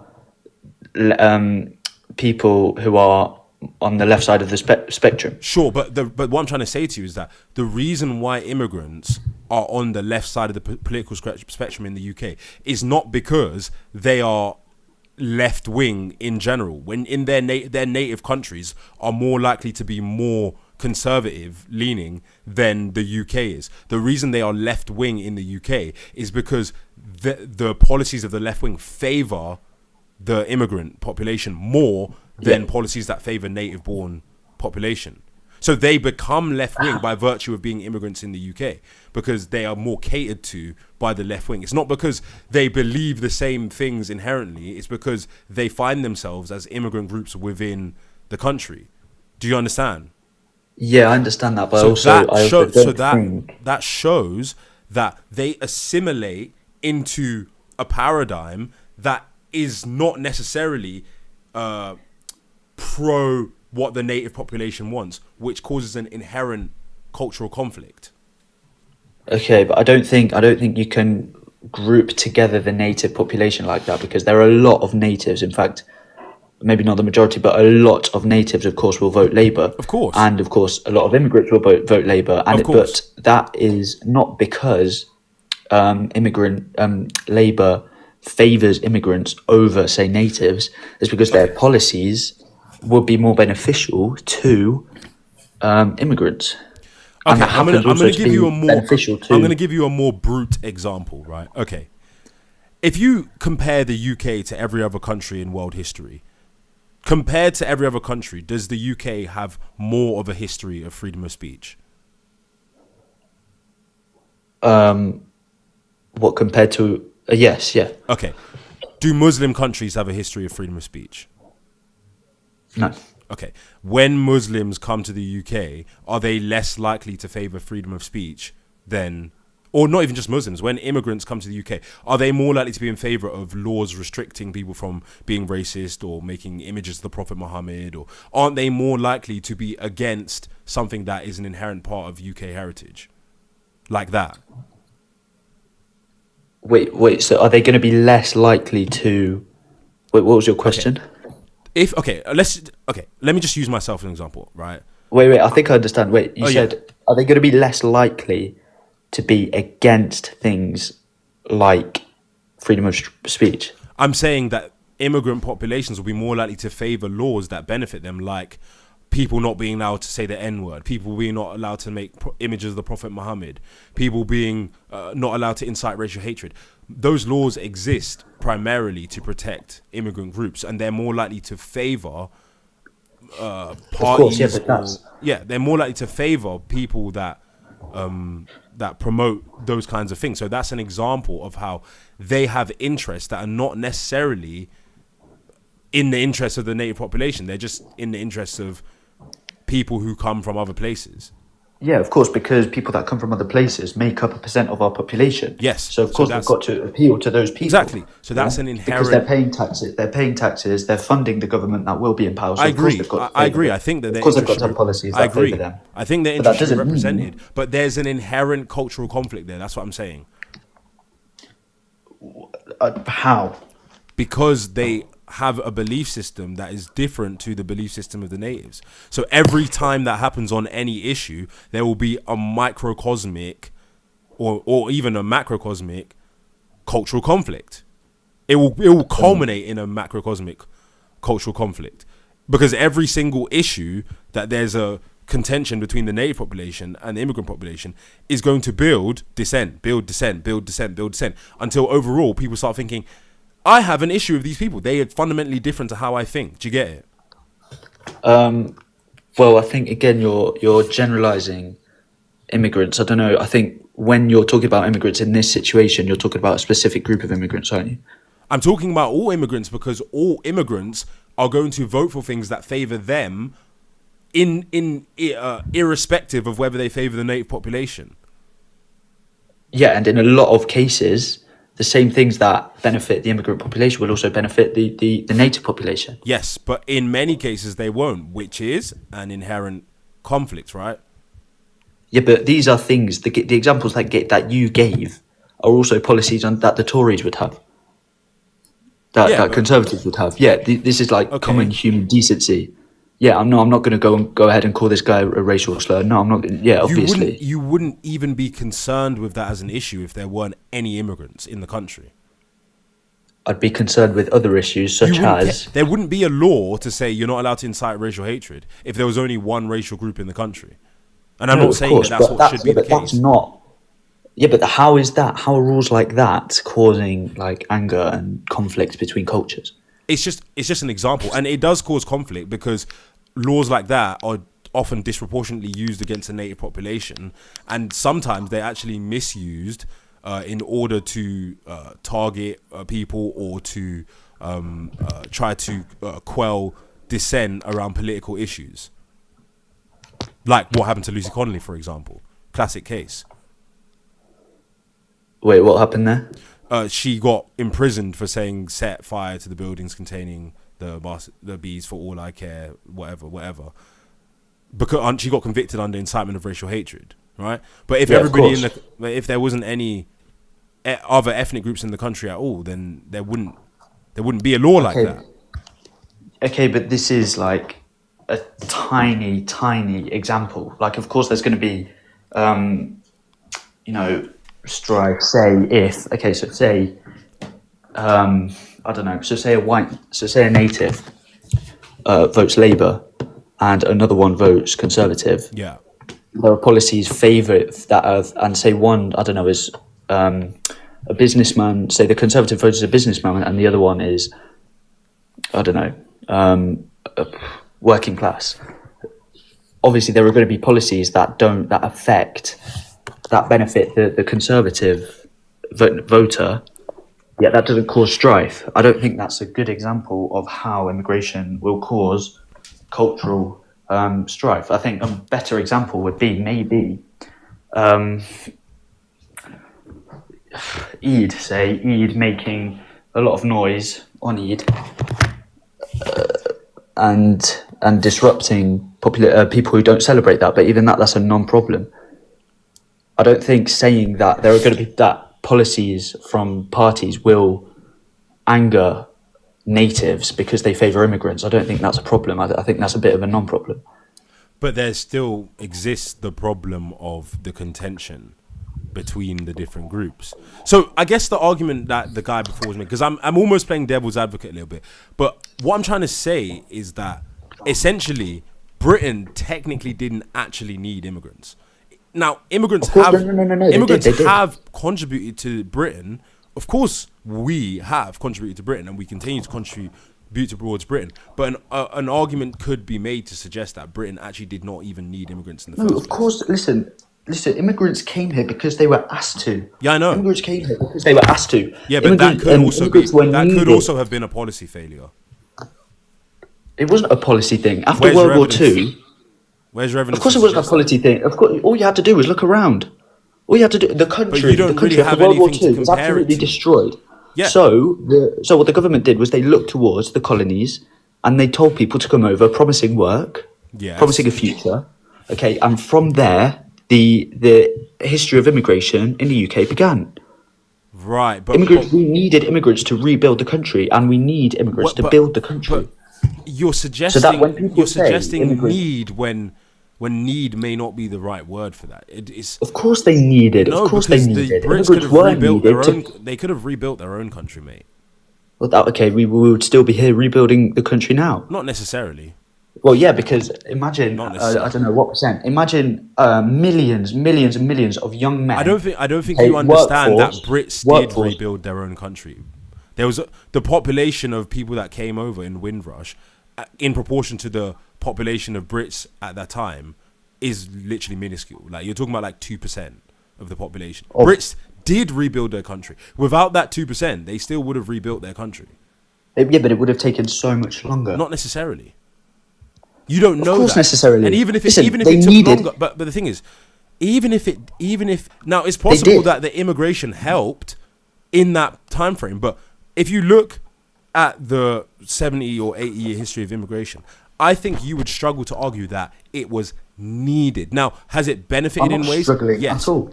Okay, well, Poland rebuilt after World War II, didn't it? And where's Poland? How much developed is Poland compared to the UK? Yeah, but Poland is still a functional society. And how much more developed is the UK compared to Poland? The UK is more developed, but it was far more developed back then as well. In fact, proportionally, the UK might actually be closer to Poland in development now than it was prior to Windrush. The gulf between the UK and Poland might actually be closer now than it was before Windrush. So they didn't need it. That's the point. No, they did need it. They did need it. Logically, listen, if you've got millions and millions of people dead, young men dead after the war, okay, Yes. buildings destroyed, jobs gone, okay, you need to rebuild the country, rebuild the population, create another workforce because half your workforce is completely gone. Okay, logically, where are you going to get these people from? You're going to get them from the empire. Right, so but they asked people to come in. They did that because it may have been an economic policy benefit for them at the time. But if you actually think about it, that was still a very small percentage of the total population. One, and two, even if they didn't do that, they still would have rebuilt the country. And right now, the suggestion is by you that because of the immigration, the UK is better off economically. But in reality, we don't know where the UK would have been had there not been mass immigration. That's the problem. We know logically, as I was saying, that the UK would be behind if it wasn't for that immigration. You don't in the know that. 1950s. It's obvious. Where's the If evidence? you've got millions, listen, There's no way of knowing logically- that. Okay, so listen, if you've got millions and millions of young men dead, okay. Why do you keep that ignoring is the that- fact that the Windrush generation was a really small percentage of the But overall population? I'm not saying that they came so that these, I don't know, few thousand people could come and build houses with their bare hands. They also came to rebuild to make You've the been next brainwashed. generation. You've been brainwashed. The By UK what? I'm rebuilt literally its... stating history. You keep on This is pretending like history. the immigrants rebuilt the UK. They contributed to it. did. But it was mainly the UK. It was mainly the British, the native Brits that rebuilt the UK. It doesn't make sense As for it to have been well the as immigrants. the immigrants. But the immigrants The were also... immigrant- bro, okay, they let me get you came the over numbers. to... Let me get you the numbers. No, but listen, I'm not saying that these few thousand immigrants came and rebuilt the country by themselves. Why'd you keep They saying also that? came over. They also came over to rebuild to make a next generation with more people. A next Because otherwise, generation where that would has they get all been these less people? productive than the native British population. That's what you're failing to understand. That's ridiculous. That's What do you mean? That's a ridiculous. matter of fact. Listen, That's a less matter of productive. fact. This whole thing about productivity is we completely already ridiculous. proved that it's a matter of fact. What, the fact that immigrants are less productive? Bro, are people from the Windrush generation poorer than the native population on average? Meaning? Are they poorer on average than the native population? Yes, yeah. Okay, so because they're poorer, they are more likely to receive from the system than to put into it than a native Brit, right? No. What do you mean no? Do you not understand logic? What's the logic behind that? The logic is people who are poorer are more likely to take from the system than give to the system than somebody who's richer. And yet it's a fact that immigrants today put more into the system You're not than they listening. take out. You're not listening. You're not. Okay, we're not listen, saying listen. that they don't put more in than take out. We're comparing them to how much a native Brit puts in and takes out. What? There's no need to make that comparison. Yes, there is, because it shows. No, because they're all residents. shows We're all that they looking are at less citizens. likely to be This is economically citizens. productive. We're talking about how immigrants benefit the population, yeah, but benefit the country. Okay, They're benefiting And the we're country looking- less than the average native Brit. That's what you're not understanding. Okay, sure. Okay, so say you take all the immigrants out, okay, and you've got just native English people. Yes. they're benefiting. Okay, sure. Now, great. They're still benefiting the economy. Great. But now you've taken a large percent of the old population out that was previously. I'm not saying benefiting that the they should. I'm population. not You saying don't we have should to make that I'm not comparison. saying we The should fact that get you're- rid of the immigrant population. That would be ridiculous. What I'm saying is that So the UK there's no need to didn't make that need. comparison. No, you're not listening. I'm saying the UK didn't need to import people from other countries in the first place. They didn't need to. They chose to do that. They didn't need it. Who chose? The people who were in control of the UK at the time. They Intrepid, chose I'm to not because saying they that. needed to. Intrepid, Yes. I'm not Yeah. saying that poor people inherently are less. See, people keep getting this confused. I'm not saying poor people take out more than they put in. I'm saying poor people take out more than they put in compared to richer people, and the native population are more likely to be the richer people. Do you get Okay, it? poor native people still take out more. Yes, Money. exactly. I mean, again, it's a non-argument. But what I'm It's saying not a is, listen, non-argument. let's go You back just to- don't understand it. It's a very clear I don't argument. understand. I don't understand the fact that poor people, both native and I'm literally immigrants, spelling it take out for you more. over and over again, and it just keeps going over your head. What, the fact that poor people, both native and immigrants, don't contribute less to the economy? Yes, no, they're more likely to take out from the system and then Okay, put both in native than and a immigrants. richer person. Okay, but listen. Okay, let's go back to the original argument of the fact that immigrants weren't needed, okay, in the first place. Yeah, they weren't.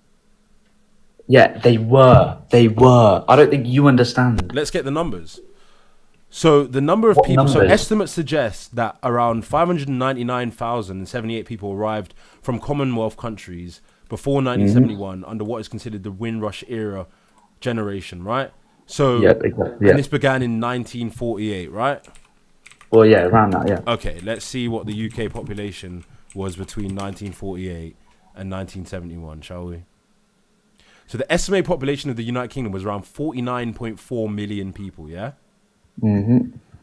In 1948, and let's say population in 1971. 55.9 million. So we could average it, 52 million? So you've got about 600,000 working age people. So should we say what percentage of those 55 million, of those 55 million would be working age? Because this includes all the surviving people that are alive, right? So roughly 56 to 60% of the population would be working age. So you're talking about 32 to 33 million working age Brits, and you're referring to in that year. So I mean, obviously it keeps on. It's a rolling number of millions of people, but in totality, if you compare from 48 to 71, you're talking about like 50 to 60 million working Brits, and then you're talking about 600,000 people from the Windrush generation. Yeah? Yeah, who then produced another generation. Yeah, that's right. Another generation that is less productive than the average working Brit. Are you not listening? Listen, this whole thing about productivity. Listen, no, listen. This whole thing about productivity is ridiculous. It doesn't make any sense. Because How does it not make sense when the whole fucking thing that we're talking about is so whether it was necessary for the... Your whole argument is that it was economically necessary for them to import immigrants. That's your whole argument. logically it was, yeah. So And that you can't means that it's understand that. I don't all know how you about can't understand economic that. productivity, right? Yes. So you're okay. saying 1% of the population was... You're saying... So 600,000 is literally 1% of 60 million. So when I'm saying to you that they didn't need it, you're saying they needed that 1%. I'm like, then there's 99%. Oh my days. 50... Now you're not Bro, listening. Listen. What? That 1%, 59 that million 1%, and 400,000 working people. No, they needed the 600,000. Okay. What? Yeah. That 1% created a 2%. Then that 2% created a 5%. They create a generation. Listen. Oh, but hold on. A generation that was less productive. Okay. This generation. Listen, you don't works. understand percentage. No. Wait. Let me the finish. next generation is still like 1% of the whole working population. And then that 1% of the population produced another population. Yes. Now let me finish. And so did Let the me finish, 60 let me finish. million. Yeah, sure. But listen, Yeah. we needed young men, okay, after the war. Then these people came over. You've been these people came brainwashed. over, and You've been brainwashed. By who? For history. Listen, Just by what I'm saying is leftist history. historical revisionism. Leftist historical. This Yes. is facts. This is facts. No, this is what the government was leftist doing in the historical 1950s. revisionism. It's mathematically nonsensical. Your argument is, bro. What? Your, Okay, bro, yeah, but your you're not argument letting is me that finish my argument. You're not letting me 600,000 finish my people argument. somehow rebuilt the country when there was 59,400,000 working age Brits. It was more than 600,000 people. Okay, can you give me some suggestion as to why you think it was more? This estimate comes from the House of Lords. Lords Library. Anyway, No. listen, you're not UK letting me Windrush Day. finish my This is from initial Lords- argument, though. Lords Library, Parliament. This is from the UK Parliament website. They are the ones suggesting. It says, while the Windrush generation is often associated with individuals of Caribbean heritage, immigrant legislation meant that Caribbean UK heritage, there we go. Let me finish. Meant that UK welcomed many Commonwealth citizens between 1948 and 1973. It's even got a link, and it's showing you a source, from the National Audit Office. This is the government, by the way. It's telling you all of the different people from the Commonwealth that were welcomed in the UK. The government, the Parliament, House of Lords Library is saying analysis of census data estimated that 600,000 people arrived from the Commonwealth countries in that period. That's 1% of the population. Of the working age, 1% of the working age population. All right, okay, you're going to let me speak now? Yes. You're going to let me finish? Yes. Okay, let's see if you actually do. So, as I said, this 1% creates a 2%. This 2% creates a 5%, okay? Bro, you are dumb. Now, you may say, wait, huh? You are dumb. Thank you, great. So, this working population, but they're less productive. This productivity thing makes no sense. If they're working, they're paying taxes, they're contributing to the economy. Productivity doesn't exist. This whole thing about productivity, they're filling gaps in they're filling vacancies. They're working jobs. They're adding to the economy. They're contributing to the economy. They're not taking out of the economy. Okay, because immigrants do put into the economy more than they take out of the economy. I'm not disputing that. I'm saying that Okay, if so in conclusion, they were more beneficial. all right, cool. Final thoughts. Final thoughts, what? I want to give you an opportunity to give any final thoughts that you want to give so that we can move on. Okay, as I said, this whole thing about immigration has been completely blown out of proportion. Immigrants help the population, they help the economy, they add to the economy, and they do nothing but. All right? Okay. And do you know whether they add to the economy more than a native Brit on average? A native-born Brit on average? No, but again, I'm saying that there's no need to make that comparison. If you're making that comparison, then you're completely anti-immigrant and it's ridiculous. Then you've been brainwashed yourself. So if you actually compare whether an immigrant or a native Brit is actually performing better, then you're anti-immigrant. Yeah, because there's no need to make that comparison. Why are you making that comparison? Because it's fundamental to the argument as to whether you need immigrants or not.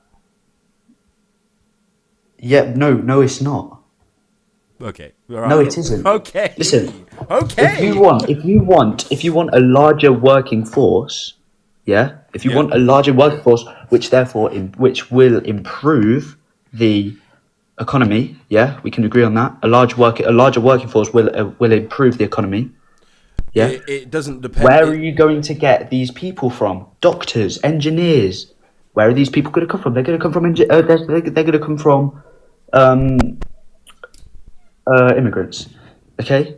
So there's no need to compare whether a native person is more beneficial to the economy than an immigrant, because at the end of the day, all of them together are beneficial to the economy.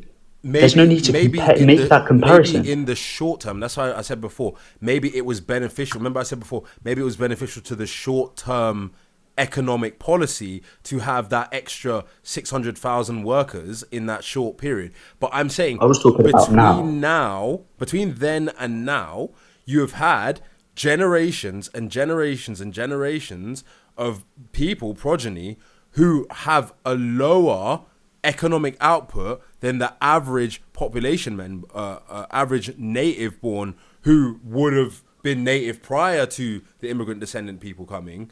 So as time goes on, they have more of a so-called drain on the system than if that person had been a native born Brit. Do you understand? And there's more people in the population. Now, arguably, this is just arguably, this is my opinion, if you got rid of people from the UK, I think it would benefit the UK because the issue of population density is another major issue. What does people not from the UK mean? People whose heritage is not from the UK. Which are the descendants of the Windrush generation. So if you're, so you want to go back like 3 generations? Yes, because obviously we have to in order to do the comparison. Wait, so you're suggesting that we take out basically everyone that's not white? No, that's not what I'm suggesting. So what are you suggesting? I'm suggesting that the UK didn't actually need to import immigrants in the first place. And yes, their economic development may have been slower at the time, but in the long term, I think the long-term outcomes from the amount of immigration that we're currently experiencing, if this continues, I think it will have long-term been a worse decision. Now, if the Windrush generation came and then there wasn't decades of mass immigration, then arguably it would have stabilized and made virtually no difference. But I'm saying that when you start seeing the kinds of cultural strife, the population density issues, the dependence on public services, I think that long term, it will become arguable. And remember, I said not now, I said before, not necessarily now, but when you see, I think it's a prediction. I'm saying by 2050, 2060, 2070, people will start really questioning whether it was good to even have immigrants in the first place. Because what you do is you're setting a precedent. It's not just about whether the Windrush generation was productive. It's the precedent you set to say now hundreds and thousands of people a year can keep coming to the country. It's causing other issues than just productivity that in the long run will start to rear their head, in my opinion. Okay, but also in the long run, immigrants will contribute to the economy and they will be beneficial to the economy, as they always have been. Of course they will. But there are, problems won't be caused. They will contribute, but there will still be problems as well. And it's whether see, the real question, the truth is, I don't think either of us know. We can't predict the future, right?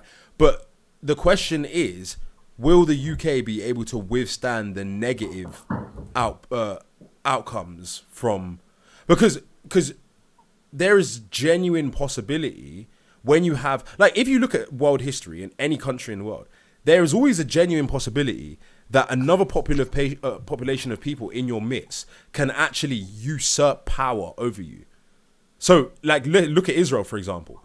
Israel was a settler, people argue it's settler colonialism, but there was a lot of Jewish settlers coming into the region, etc. Continuously, you see Jewish settlers. And now, Israel is the dominant power in that region. You don't see it now. That's the thing. You don't see it now. You didn't see it then. Then they had an issue with it, right?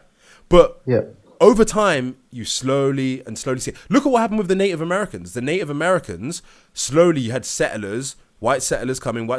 Now, America is dominant over the Native Americans. Now, I'm not saying that Americans bad, natives bad, whites bad, this bad. I'm just saying that if you're arguing, because I'm not a native Brit, I don't really care what happens, because at the end of the day, I can move to another country. But from the perspective of a native Brit, I believe long term, it may not have been a good idea to start letting hundreds of thousands of people from foreign countries who have historical grievances against you to continuously come into the country. Because if you really think about it, over time, they may become a minority, and when they become a minority, things will change. They won't be how they are now. It will be a different country. You know how long it would take for that to happen? Search up the current immigrant population At in the UK. current rate, maybe 40 years, 30 years. Way more. Nah. Search up the current immigrant population, not sons of immigrants, immigrant population. Because sons of immigrants, they grow up here, they're born here, they grow up here. I know. Their culture, a lot of all they know is just English. Okay, and they're They not going have- to they allow have immigrants less- to come in and conquer. We have, Okay, second generation immigrants have less affinity for the UK than people who have a British heritage or English heritage. I don't have. I'm one of them. Yeah, me too. Yeah. Yeah, and So- it's clear that we have it's- we still have an affinity for our native born population. I've never in my life asked a non-white person, "Where are you from?" and they've just said England. They always say, "Oh, I'm from Albania as well. I'm from Israel as well. I'm from Nigeria as well. Yeah. I'm from No, I India as well." absolutely agree We with that. have less affinity for the native population. If I absolutely I can agree tell with you right that. now that if Igbos went to war with the English, I would side with the Igbos. Okay. I see. Yeah. I see what you So mean. that I agree spells, with that. yeah. And if it's the same with Indians. If India went to war with the UK with the English, the Indians in the UK would side with India. And if Pakistanis went to war, okay. the Pakistanis would side with Pakistan. And if Israel went to war with the UK, the Israelis would side with Israel. That's the thing. And over the long term, yes, for us, we don't care. We're gonna live, die. Who cares? What color people are? I don't give a shit. I've got people. I'm. So your main pontificating. concern is native people basically being replaced. I'm not necessarily concerned about it. I'm speaking what I believe to be the facts and the reality of what will happen in the future. Yeah, but native people, if you want to talk about it like that, native people have already been replaced. How many, I said this earlier, how many actual English people with all their descendants from England are there in the UK? Exactly.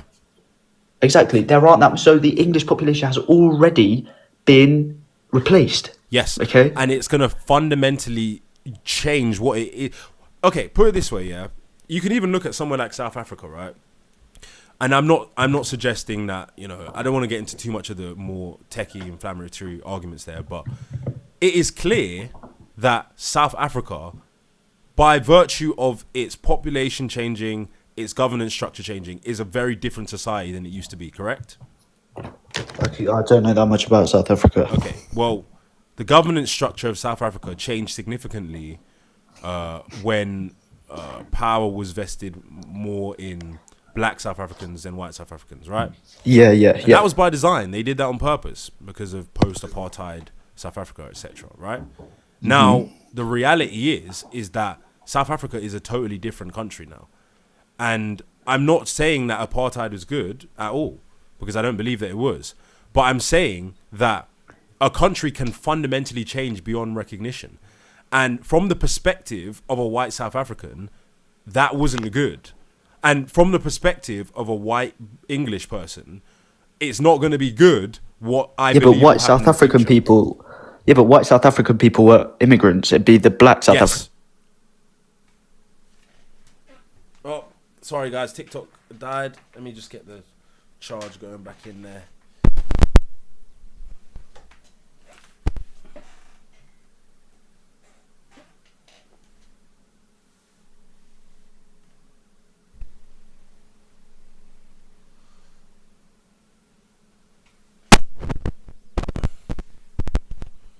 I love the fact that TikTok actually saves your live when your battery dies, so you can keep going on. How long have I been on live for actually?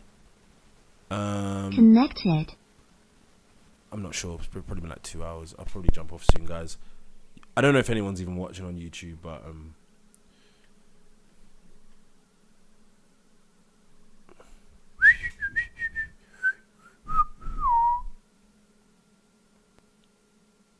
New whip.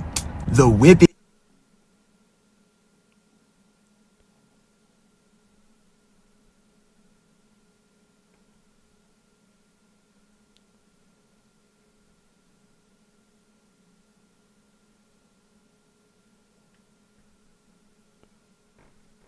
sorry guys, my battery died. Hello? Hi, sorry, my battery died. I just had to get back. Oh, don't worry. No, so as I was saying, it's going to take so long. It's going to take an unimaginable amount of time before white people are complete, or white native English people are replaced. Well, even if they're not replaced, they'll probably experience disenfranchisement. You know, What does that mean? Disenfranchisement? yeah, they What will, you keep saying that? You mean like they're not going to be able to vote? not that they're not going to be able to vote, but that they will lose autonomy, positions of power. Their culture Why would will they be do that? more depleted. Why? Because, How? Because the people. Their culture's never going to be depleted because English people, English Indian people, English Italian people, English, English, what else? English Nigerian people. They're going to grow up with the UK culture. So the UK culture is never going to be it's never going to disappear. We're already seeing as long as significant children changes. grow up in this country, English culture is never going to disappear. We're already seeing the significant changes in the heritage and culture of the UK now. If you pay close attention to how the systems function, the general beliefs of the population, how policing functions, how the courts Okay, function. like what? What It has culture is shifted going? to more of a universalist and leftist paradigm. Yeah, because it's being more inclusive of immigrants and understanding Exactly. of immigrant things like Diwali. To the detriment I went to of the those Diwali. I went to the systems. Diwali. I went to the Diwali celebration in Leicester. Yeah, in Leicester, which has the biggest Diwali celebration outside of India, and there were loads of white people there. It was a great time. There were no fights, no nothing. I didn't say there was It going was to a be great time. Bro. Do you, So do okay, you but I think want to that- understand. do you Yeah, think- I want to understand. No, but I want to understand what culture is going to go. the culture that's already diminishing, which is the culture of English, Scots, Celts in Which the is UK. which is Which is what makes up the British culture, which is the culture of freedom of speech, freedom of expression. We're not seeing that disappear at all. We're not course we seeing are. freedom of speech. We're not seeing freedom of speech going away. We're not seeing white people going away. You don't see any anti-white rhetoric in the UK ever. You don't see. You Like don't see. what? You don't see you don't see how freedom of speech is being diminished in the UK. How is You don't see how is freedom of policing- speech diminishing? You don't see how policing has been radically captured by the leftist, by a more leftist paradigm where policing is done heavily based on feminist ideology, based on leftist ideology. You don't see any of that happening. That's coming The from only a lack universalist of freedom of perspective. speech I'm seeing is when it comes to people speaking out about Palestine. That's the only lack of freedom of speech I'm seeing. What other? What You're not other? paying Okay, tell me. attention. Right, tell me. Go on. The UK has the most arrests for speech offences in the entire world. Again, like what are they saying? People are criticising immigration, criticising people based on their race, and generally just saying things that cause people distress online and getting arrested. So that's harassment. Yeah, so it's not freedom of speech. Okay, well, if you Well, obviously, you just said it don't- yourself, mate.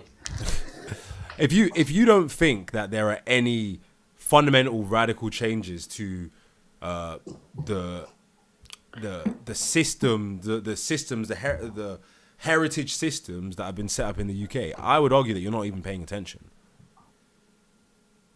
I mean, you even said that they have changed the systems to accommodate people who are of different heritage, right? Who obviously are going to have more of a universalist perspective.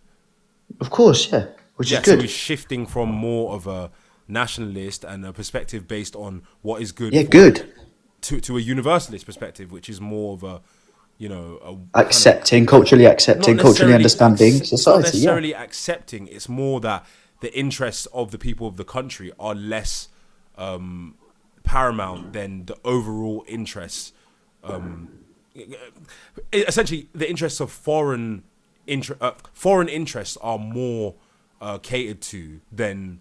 Right, I see. So otherwise you're yeah. one of those people, like at the Tommy Robinson march, that was saying like, oh, the government cares more about foreigners than we do. I don't think they than care more about us. foreigners. I think that they cater to the interests of foreigners more than they otherwise would have. Because if I, like, for example, if I became a billionaire in the UK, much of my work would cater towards people who are of my ethnic heritage. And it's the same if I was an Indian. It's the same if I was, whatever. Any group of people that has an inherent connection to another place, a lot of the things that they would do if they had wealth or if they had a political power would cater more to people that are not necessarily native Brits, basically. You see it all the time. Sorry, I had to go for a second. Wait, so you are saying that basically the interests of native people will be less catered for? Yes, as time goes on, and this will continue as time goes on. Right now, and what are the interests of native people? To have their heritage protected, to have their language protected, to have their heritage. And in what way is their language and their heritage not being protected? The language is being destabilized and bastardized. What does that? How is the language being destabilized? It's being broken down so that it's less sophisticated. It's being bastardized so that it's more people have worse command of the English language. It's becoming more universalist. Yes, it is. Of course, it is.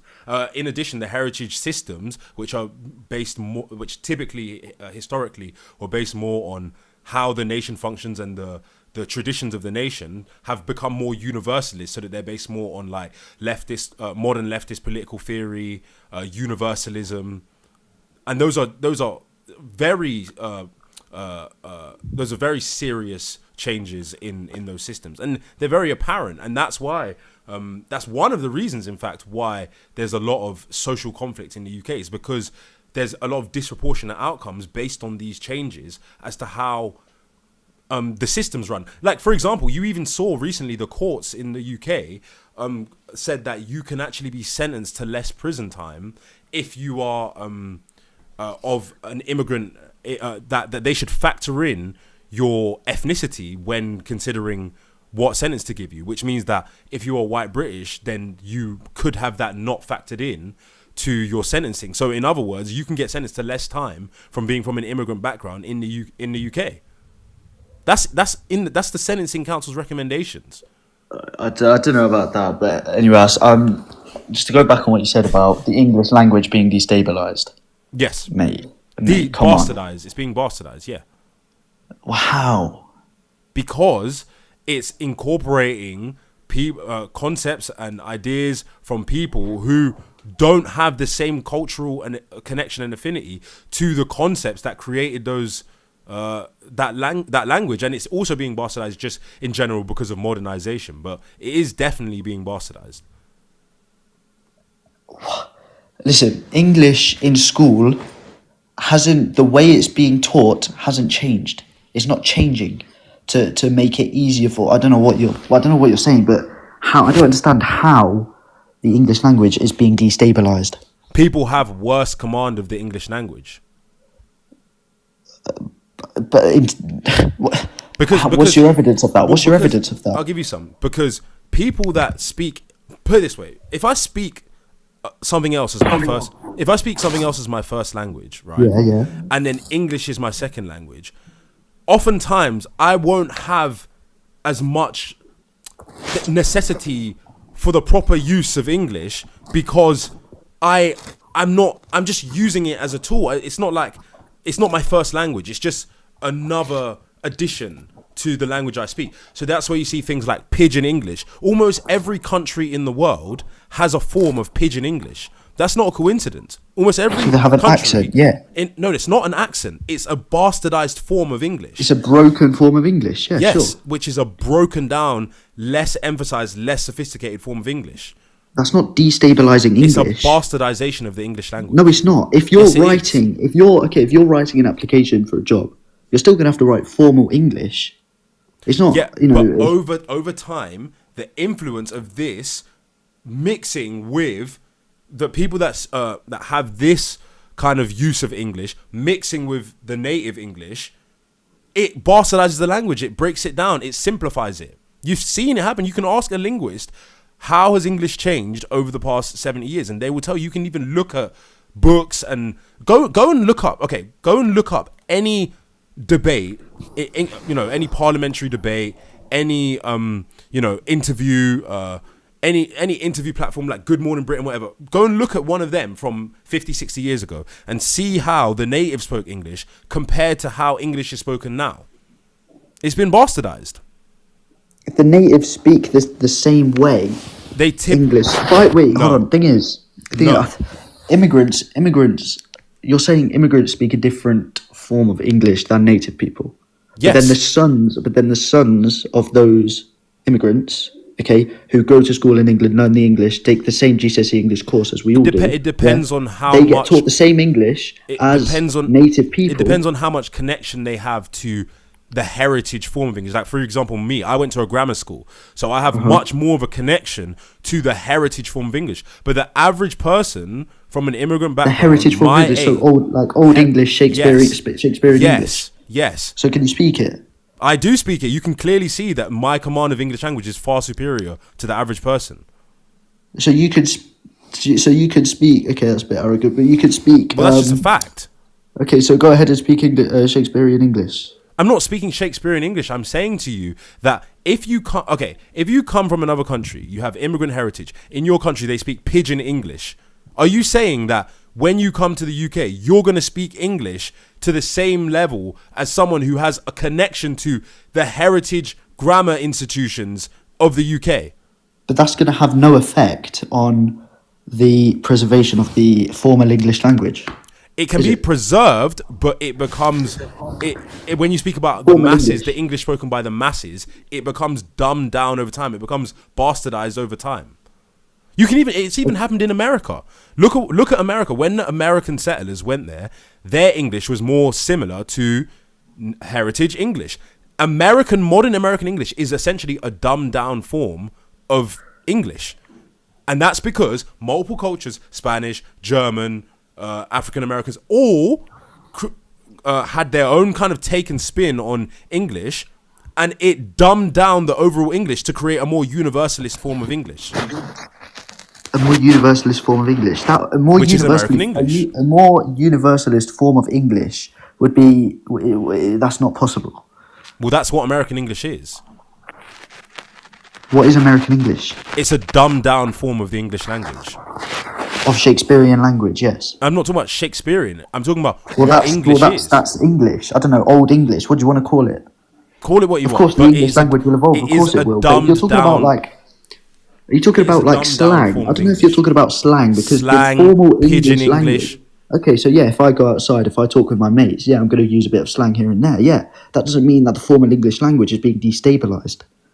I don't know why you keep saying destabilize. If I go to a job interview, I'm not going to go ahead and use pidgin English, am I? That I hear from my mate or that I hear from my teacher who's an immigrant. But what the English we speak now is a more simplified form of English because it's become more universalized, rather than a more complex form of English, which would be what, like Shakespearean English, which would be the English that has traditionally been spoken. That's down to education as well. That's not only down to immigrants. It's not only down to immigration, but immigration plays a massive role in that. What in what the destabilization of the bastardization of the English language? Yeah. No, it doesn't. Okay. But that's still like formal English isn't going to change due to a few slang words that's been incorporated into English it already language. has changed.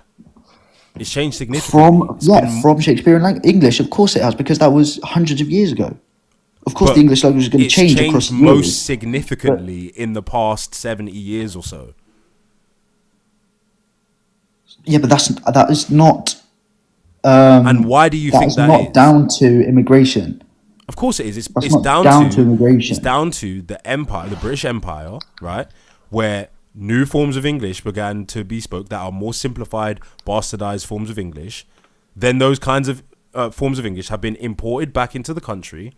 And now general English prose is more bastardized. People speak a more dumbed down form of English. Rather than the English that was spoken 100 years ago, of course. Yes. Of course, yeah. Yeah. So you agree? That's not down to immigration. Okay. You think immigration That's just has down had to no the development of the English language. Do you honestly believe that immigration has had no effect on how people speak English? Okay, so I'll give you. Okay, so if you want to talk about it like that, okay, let's go from the Anglo-Saxon English, and let's compare it to Shakespearean English. according to Anglo-Saxons, Shakespearean English would have been dumbed down or whatever. But that's because the development of the English language. Of course, the English language will develop over time. Of course, it will develop. The thing is, it depends on the people speaking it. Like, for example, the Romans, they had a more sophisticated language than many other people at that time. So the Romance influence on the English language might have made it more complex. But what we are actually seeing in reality, when you talk about the Commonwealth countries and the types of English that because I'm from my heritage is from a Commonwealth country, the type of English that they speak is dumbed down. Now, if Nigerians just so happen to speak a more complex form of English, then I would be saying the opposite. But that's not the case. We speak a more dumbed down version of English. And if you're well educated Nigerian, then you won't. But generally speaking, the overall effect from Jamaican immigration, Nigerian immigration, and immigration from all these different places in the world has been that the English language has become overall more dumbed down. And I don't even know why you think that's not the case. It's quite obvious. What do you mean by dumbed down? To make it more accessible to immigrants? Is that what you're saying? It's become more simplified, more bastardized, less complex words are used, more simplified sentence structure. But that isn't... It's obvious. That isn't okay. Sure, yeah. So like English that we use in the daily life, yeah. So slang's been influenced by these countries. Slang is only one small part of that because slang exists already in the formal English language. Won't have any influence. Have been influenced by immigrants' broken English. Okay. Which is what you're saying has happened. Well, obviously has happened.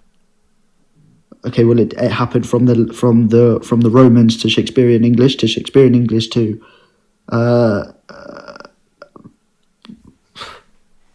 don't know. Do you understand? Like Edwardian English to now. Do you understand that like a lot of countries, the language that they speak is very simple compared to English, including mine. We have more simple concepts in our language. There are different concepts, definitely, but English is probably the most complex language. Or one of the most complex languages. Arabic is complex as well. English is not one of the most complex languages. It's one of the most complex in terms of the number of words and the number of concepts in the language. Is that a fact? Yes. Because of the number of words? The number of words and concepts in the language, yeah. So if you assimilate a culture which has a much more simplified language with English, the result of that is going to be essentially Pidgin English, a more dumbed down version of English. Okay, we're just having the same conversation again and again. It's your point that immigration is negatively influencing the English language. Do you know what I would suggest you do? Yeah, I would suggest you go to Nigeria. Go to Nigeria. Go and live in Nigeria for a year, and then come back to the UK and tell me whether you think there's an influence from the cultural practices in Nigeria, the belief systems in Nigeria, the way English is spoken in Nigeria. And this is the country of my heritage, right? So I'm not trying to shit on my country, but go and live in one of these places and then come back and say if you think that they will have any kind of impact on the UK and whether it will be only positive or whether it's positive and there are some negatives as well. Because you guys, the thing is with you guys is I think I'm far more balanced than a lot of you guys. I can say the positives and I can say the negatives, but you guys seem very reluctant to suggest that there are any negative effects at all from people from lesser developed countries coming to the UK. You just like to pretend like there's no negative outcomes at all. But I think I'm reasonable. I think I say these are the negatives, these are the positives. User 509 says, "Come on, Mandarin is far more complex."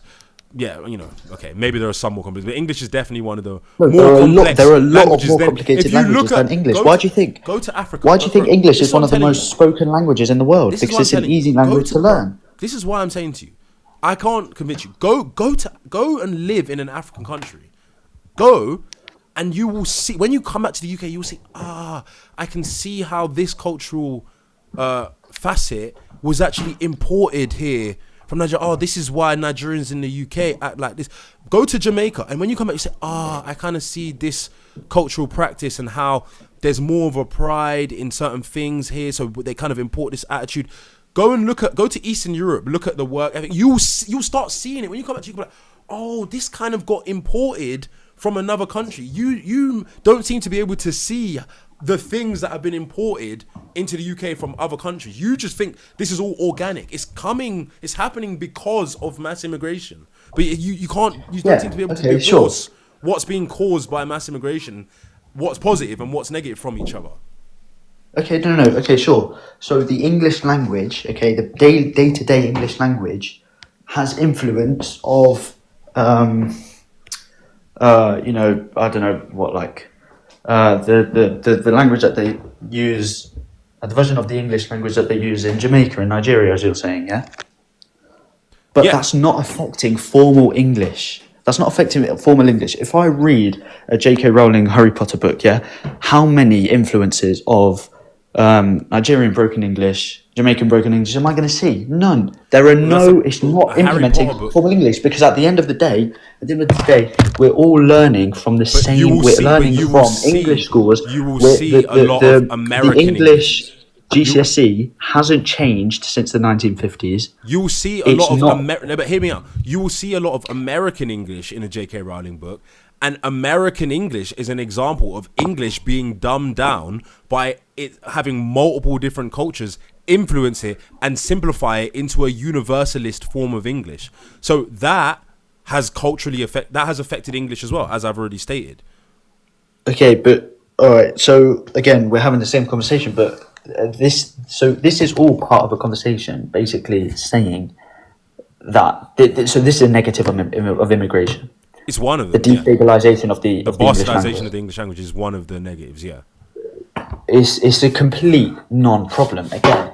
Again, it's you're making these points. There are so many other points that you can make about immigration, but you decide to bring up how I see it as a problem, because I believe that the comprehension skills of people is tied to their ability to speak and interpret language, and I see it every single day when I go on live that people don't their comprehension skills are weak. Their command of English is weak.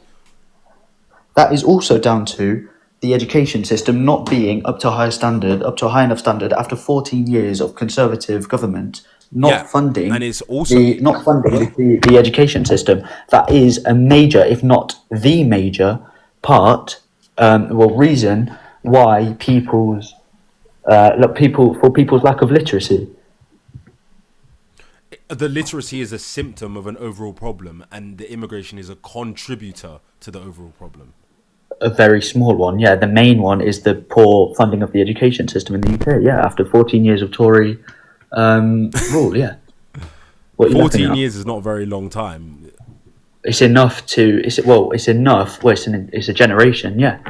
I think socialism. In fact, it's 2 generations. It's almost 2 generations of secondary school students. I think so. It is quite a long time. Socialist propaganda is one of the main things dumbing people down, and the reason why there's so much socialist propaganda is because of universalism. Because everything has to become universalist when the heritage foundations, the heritage culture of the country becomes diminished.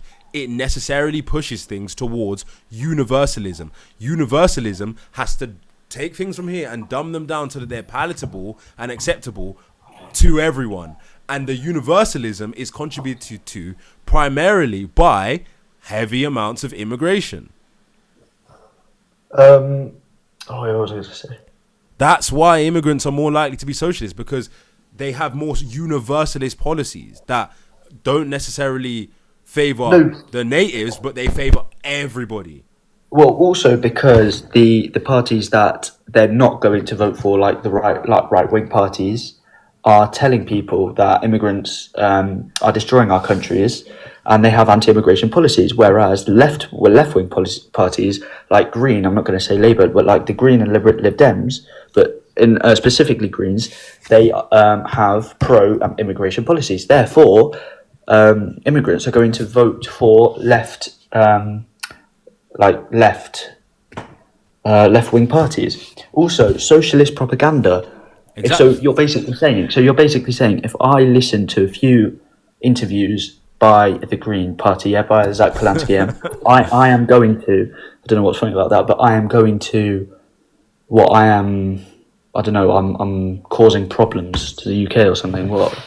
No, Like the that reason I propaganda that I'm mentioned listening the reason I mentioned socialism is because socialism is more of a universalist ideology. Oh yeah. So it's diminishing the UK heritage. So immigration tends populations closer, further and further towards socialism because it's a more universalist perspective that favors natives, non-natives, people in other countries. It's a more and the universalist. development of the country, yeah. So Well, how you may do think I? Well, yeah, I do, yeah. So how? What heritage is being diminished? I've literally spent the whole live explaining it. Wait, okay, so you've said the population, the native population diminishing. Well, the native population reduces in population, but then you have the conceptual changes. Like I said, things become more universalist, which means that they're catering less to the heritage traditions of that country, which causes Which are what? like having a sophisticated language, having a history of common law, having a robust courts and robust and court system that is meticulous. Okay, Not having the to English implement, working not having to class- waste time and resources implementing laws that try to keep the peace between different cultures or try to include and accommodate everybody and try to make everybody feel inclusive. This actually is a waste of time. It's a drain on the systems, and when there's more of a drain on the systems, that causes the quality of services to decline. What causes the quality of services to decline is right-wing parties who don't fund public services. Okay. All right, man. But Well, anyway, we have a fundamentally different way of seeing things. I believe that it's clear that if you follow the path of what happens when there's mass immigration into a country, if you follow that path to its logical conclusion, you see a lot of the outcomes we see now. I'm not blaming immigrants for anything. I come from a family of immigrants. I'm just saying it's clear to me that there's been a lot of cultural, economic, even judicial, like a lot of changes in the UK, and they seem to be going over your head, all the changes that are happening, and it's quite clear that a lot of them are happening because of the change in the people who are making up the UK, the change of the perception of what the UK is, the mainstream ideologies in the UK, and immigration is a massive contributor to that. That's all I'm saying. They're not going over my head. I can see them. It's just that they're, as I said before, they're being blown out of proportion. The changes that immigration is bringing, they're not. There are more positive changes that immigration is bringing than negative changes. It's as simple as that. And if you think otherwise, you've been listening to the wrong crowd. You've been listening to people like Toby Robertson, Nigel Farage, and it's as simple as that. Because it's a fact. It's a fact that immigration has benefited and will always benefit a country. We'll see. 2070. We'll see what the UK is like. All right. Who are you going to vote? I don't vote. Oh, right. Okay. Cool. All right. All right. Cheers. Bye. Take care. You Very too. long Bye. conversation. I had a lot of people disagreeing with me in the live. I can't for the life of me think what I'm saying that's so controversial. So you guys, let me get this straight. Because for the we've got a small amount of viewers now, but let me get this straight. You guys are saying mass immigration hasn't fundamentally, culturally, socially, economically changed the country in a significant way. Is that what you guys are saying? You guys are saying it hasn't affected how people speak English. It hasn't affected policing. It hasn't affected the judicial system. Is that what you guys are honestly saying? And this is why it's so important to be confident in your views and be able to articulate yourself, because you guys are chatting shit. Like, it's not even like controversial what I'm saying. It's just that, like, you guys, it's like, I don't know what's up with you guys today, some of you. Like, how can you honestly disagree with that? I can understand how come, like, a left-wing person, they're just away with the fairies. But like, you're honestly saying none of that stuff is affected by mass immigration. Really? You guys didn't see when let me get it up.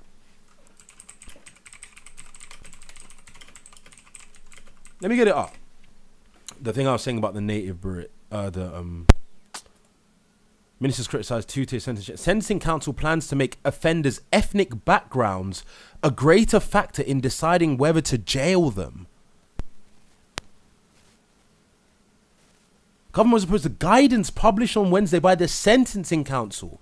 The guidance aimed at tackling bias and reducing reoffending puts more emphasis on the need for pre-sentence reports which give details of the offender's background, motives and personal life before sentencing.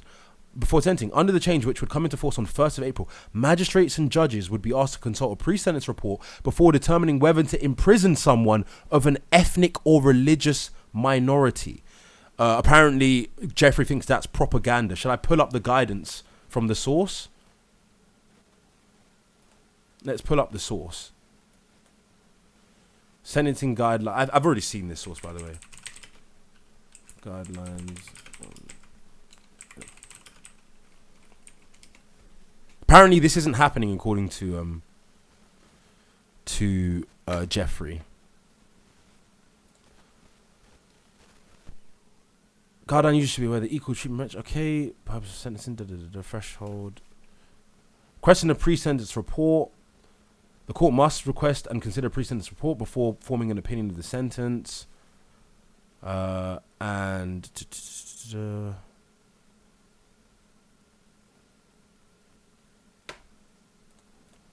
of this is the ethnic background. This is Brunel. Hold on, this is from Brunel as well. We've got new sentencing guidelines will make UK's justice system more fair. Expert view. Last woman's rights. Government is again being accused of enabling a two-tier system. Current round is over new guidance. Have we got the source? Yeah, we got the source of it. So the guidance, yeah, this is Sentencing Council. The guidance broadens the categories of cases in which pre-sentence reports should be sought, and pre-sentence report give courts information about an offender's background, circumstances they pose. So their background includes their ethnicity. Phantom says the ethnic bit was removed. Can you show me that? If that's true, then I'll retract my statement. But I don't believe that's the case. It was implemented on April the 1st. That's what is being reported. Was it removed? Sentencing Council defends changes after two-tier row. New guidance whether a court should. The reports do not tie the hands of judges, but the report did. Okay.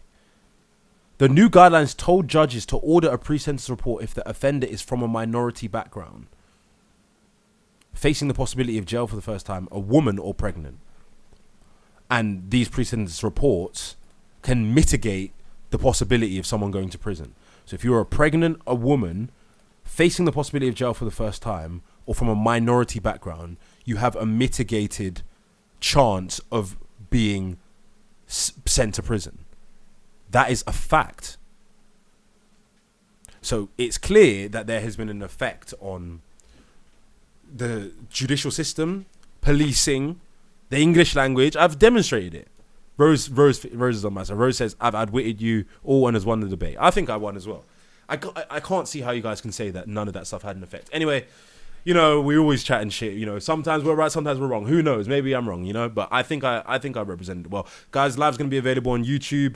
What's causing real UK's real issues. I'll chop it up as usual.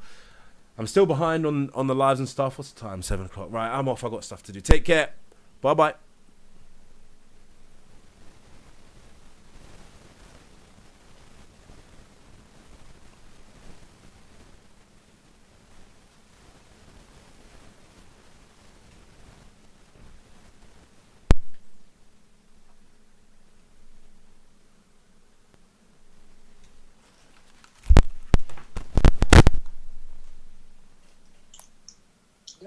Hello, Gozia, it's Amobi. Hi, how are you doing? I'm fine. Sorry I missed you. I've been quite busy today. That's okay. That's okay. Yeah. Always a busy schedule, isn't it? Yeah, I know you're busy as well. How's family? Yeah, everybody's good. Okay. Yeah. I don't know if my dad told you the reason why I wanted to speak to you. No, he didn't. He didn't really. That's just how Okay, so basically, I don't know if you know, like, I lost my daughter to medical negligence in January of 2023, and we've been facing kind of like a cover up on the authority. They try to report us to social services and say that we're unfit parents, you know, saying that we because we were basically raising complaints, and we were raising them in a calm and coherent way, but they were being, you know, they were discriminatory, they were lying, they were fabricating notes, and this went on for a very long time, and you know, it's even been in the news and stuff, a lot of the abuse that we were subject to. This is at Nottingham City Hospital, and at this hospital there's a maternity scandal, and it's the largest scandal in NHS history, the largest maternity scandal.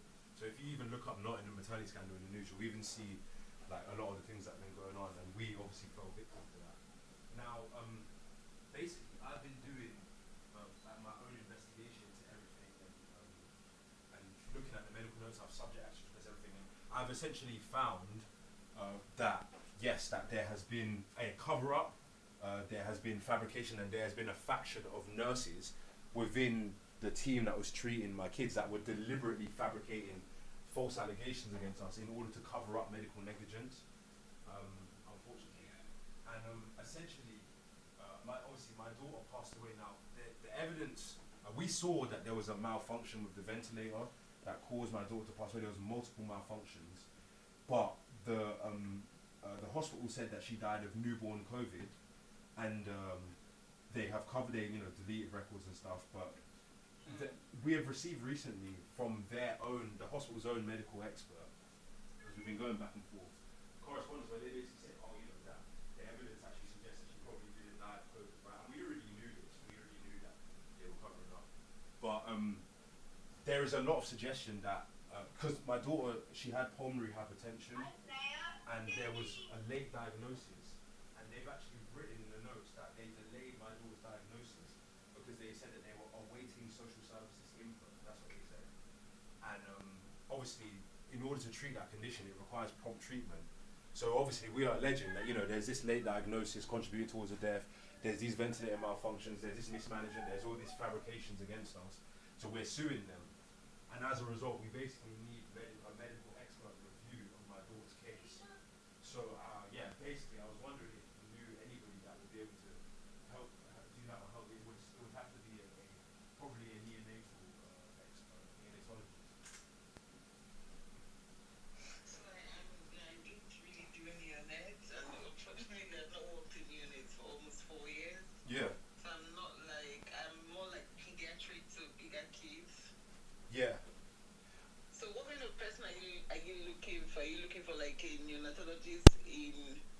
Actually, kind of both, because the interesting thing is my daughter died at 5 months old, so she was actually supposed to be on the pediatric ward, but the reason that she hadn't been transferred was because of the hospital's negligence. She was supposed to have been transferred, and they didn't transfer her to the ward, to the pediatric ward. So she was still in neonatal, but yeah. she's expert, isn't it? Yes. But she was treated using protocols for a neonate when she was actually supposed to be pediatric. And I actually spoke to a doctor 2 days ago that it was a neonatologist, and he said that he thinks, he was a medical expert, and he said that he thinks that maybe I should get pediatric. So it will probably mean that I need both, to be quite honest. I'm just a trainee, so I'm not like a consultant, I'm just a pediatric trainee. So what we need is like consultants who will be able to like review the case and everything. That's what that's what I think. Yeah, basically, yeah. So I don't know if you know anybody like that. That's essentially what we're trying to find. So are you looking for someone in Nottingham or? Anywhere, any I mean, probably not Nottingham, to be honest, because Or are you looking for someone like a private person? Is that what you're looking yeah, like a medical expert, and obviously we will try to provide, well, we'll provide payment as well for the work, but it's just necessary because we just want to get a medical expert review, and some of the lawyers, they kind of complain about, and I've done a lot of the work, like the medical legal work myself, so I just need someone to basically give a medical opinion on the key notes and the key allegations will be made, and if they think that. Where are you based? Where are you based? I'm currently in like the Midlands, so like Milton Keynes. Okay, MK. But it could be someone from anywhere, like as long as they have the expertise to do a medical. Yeah, so I think what you need is like a consultant, isn't it? Yeah, Because probably. these things are legal, so it's something Yeah. you need to like. It needs to be like a consultant review or something. Yeah. Yeah. And what has the lawyer said? I thought lawyers have like medical people working with them. Yeah, they do, but so I'm launching the case now without a lot. In fact, I've already launched the case, and the only reason for that is because it's such a complex case that I'm gonna need probably more than one lawyer, more than one type of expert, and the lawyers can usually manage it, but because there's family law stuff, we're accusing them of harassment, and all this stuff. It's just a complex case. So because I've done a lot of the work myself, to get the report independently would really help, even if I am later going to instruct a lawyer. But just to have that initial report would really help at the beginning. So what you need is like a consultant. Yeah, yeah. To be honest, I'm just a trainee. I'm not in a position to do that. Yeah. And because I'm a trainee, so we just move around places every 6 months. So Yeah. I don't really know people. I'm like more of working and training, if you understand. It's like almost Yeah. like a student trainee. Yeah. What I think is you need a consultant is how to get it. You need a consultant who is willing to delve into the case. Yeah, yeah, basically. Yeah. I can ask, to be honest. I can ask, but I'm not in the position to do that because I'm a trainee. Yeah. I won't be able to do such a because you're gonna need like backup and legal stuff and all those things. So those things are better with a consultant who has been trained, and Yeah. of course we'll be going to court and all those things. Yeah, So yeah. you need an expert, like kind of. Yeah. I can ask the questions. So this is all the conference this weekend. So I don't know, but I can just ask, and Yeah. probably let you know. Like, it's quite a difficult time, obviously. You know best. So just take it easy. It's like a very good experience. Yeah. Parents should actually go through. Yeah. All right. But I'll let you know. I'll probably need to ask the questions. Maybe it's gonna go. Medical experts in pediatrics. Oh yeah, yeah. Yeah.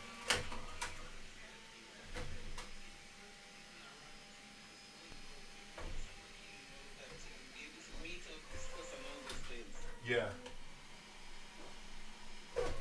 I'll ask the questions, to be honest. Yeah, I'll ask the questions, and yes, I'll let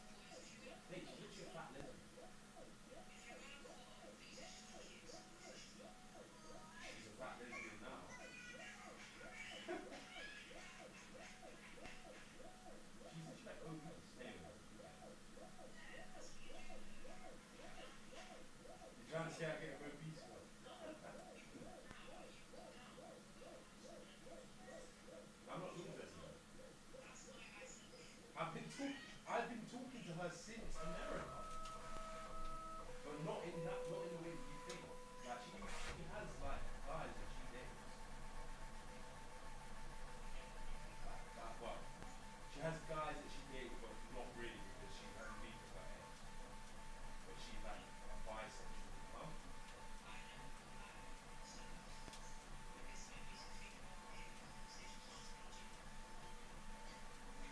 I say non. I say. I say.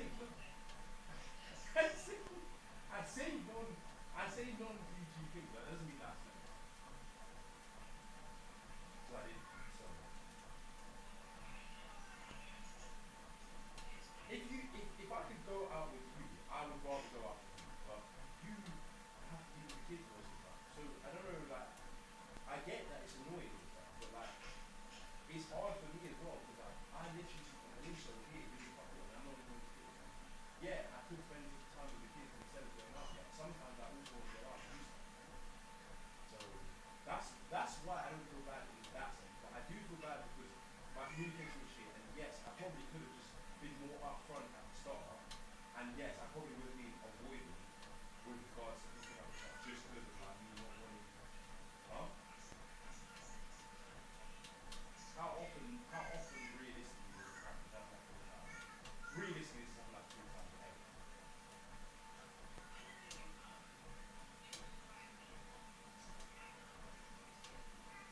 Because I know you're going to be weird about it. That's why I'm saying sorry because I don't want to make you feel bad or weird about stuff. That's why like I try to leave off from like being upfront about everything that's happening, and that's the truth. But I feel guilty because I want to go out and do stuff with you, but then you have to be with the kids. If I call you and I'm like, I'm going out to meet the girl, and I know you have to spend the with the kids, it makes me feel bad. It makes me feel guilty. But I don't think that I should actually feel guilty. That's why I don't say anything because I think in my head like I know that it will make me feel bad, but then at the same time, is it really my fault if I have to do work and do stuff and then I want to go out and do something for myself? And I don't have that many girlfriends. I don't have that many friends. I don't have that many friends here. So for me, I'm just kind of like, am I supposed to just not do something? Or do I have to tell you everything I do something? If I tell you, then you're going to obviously be upset about it.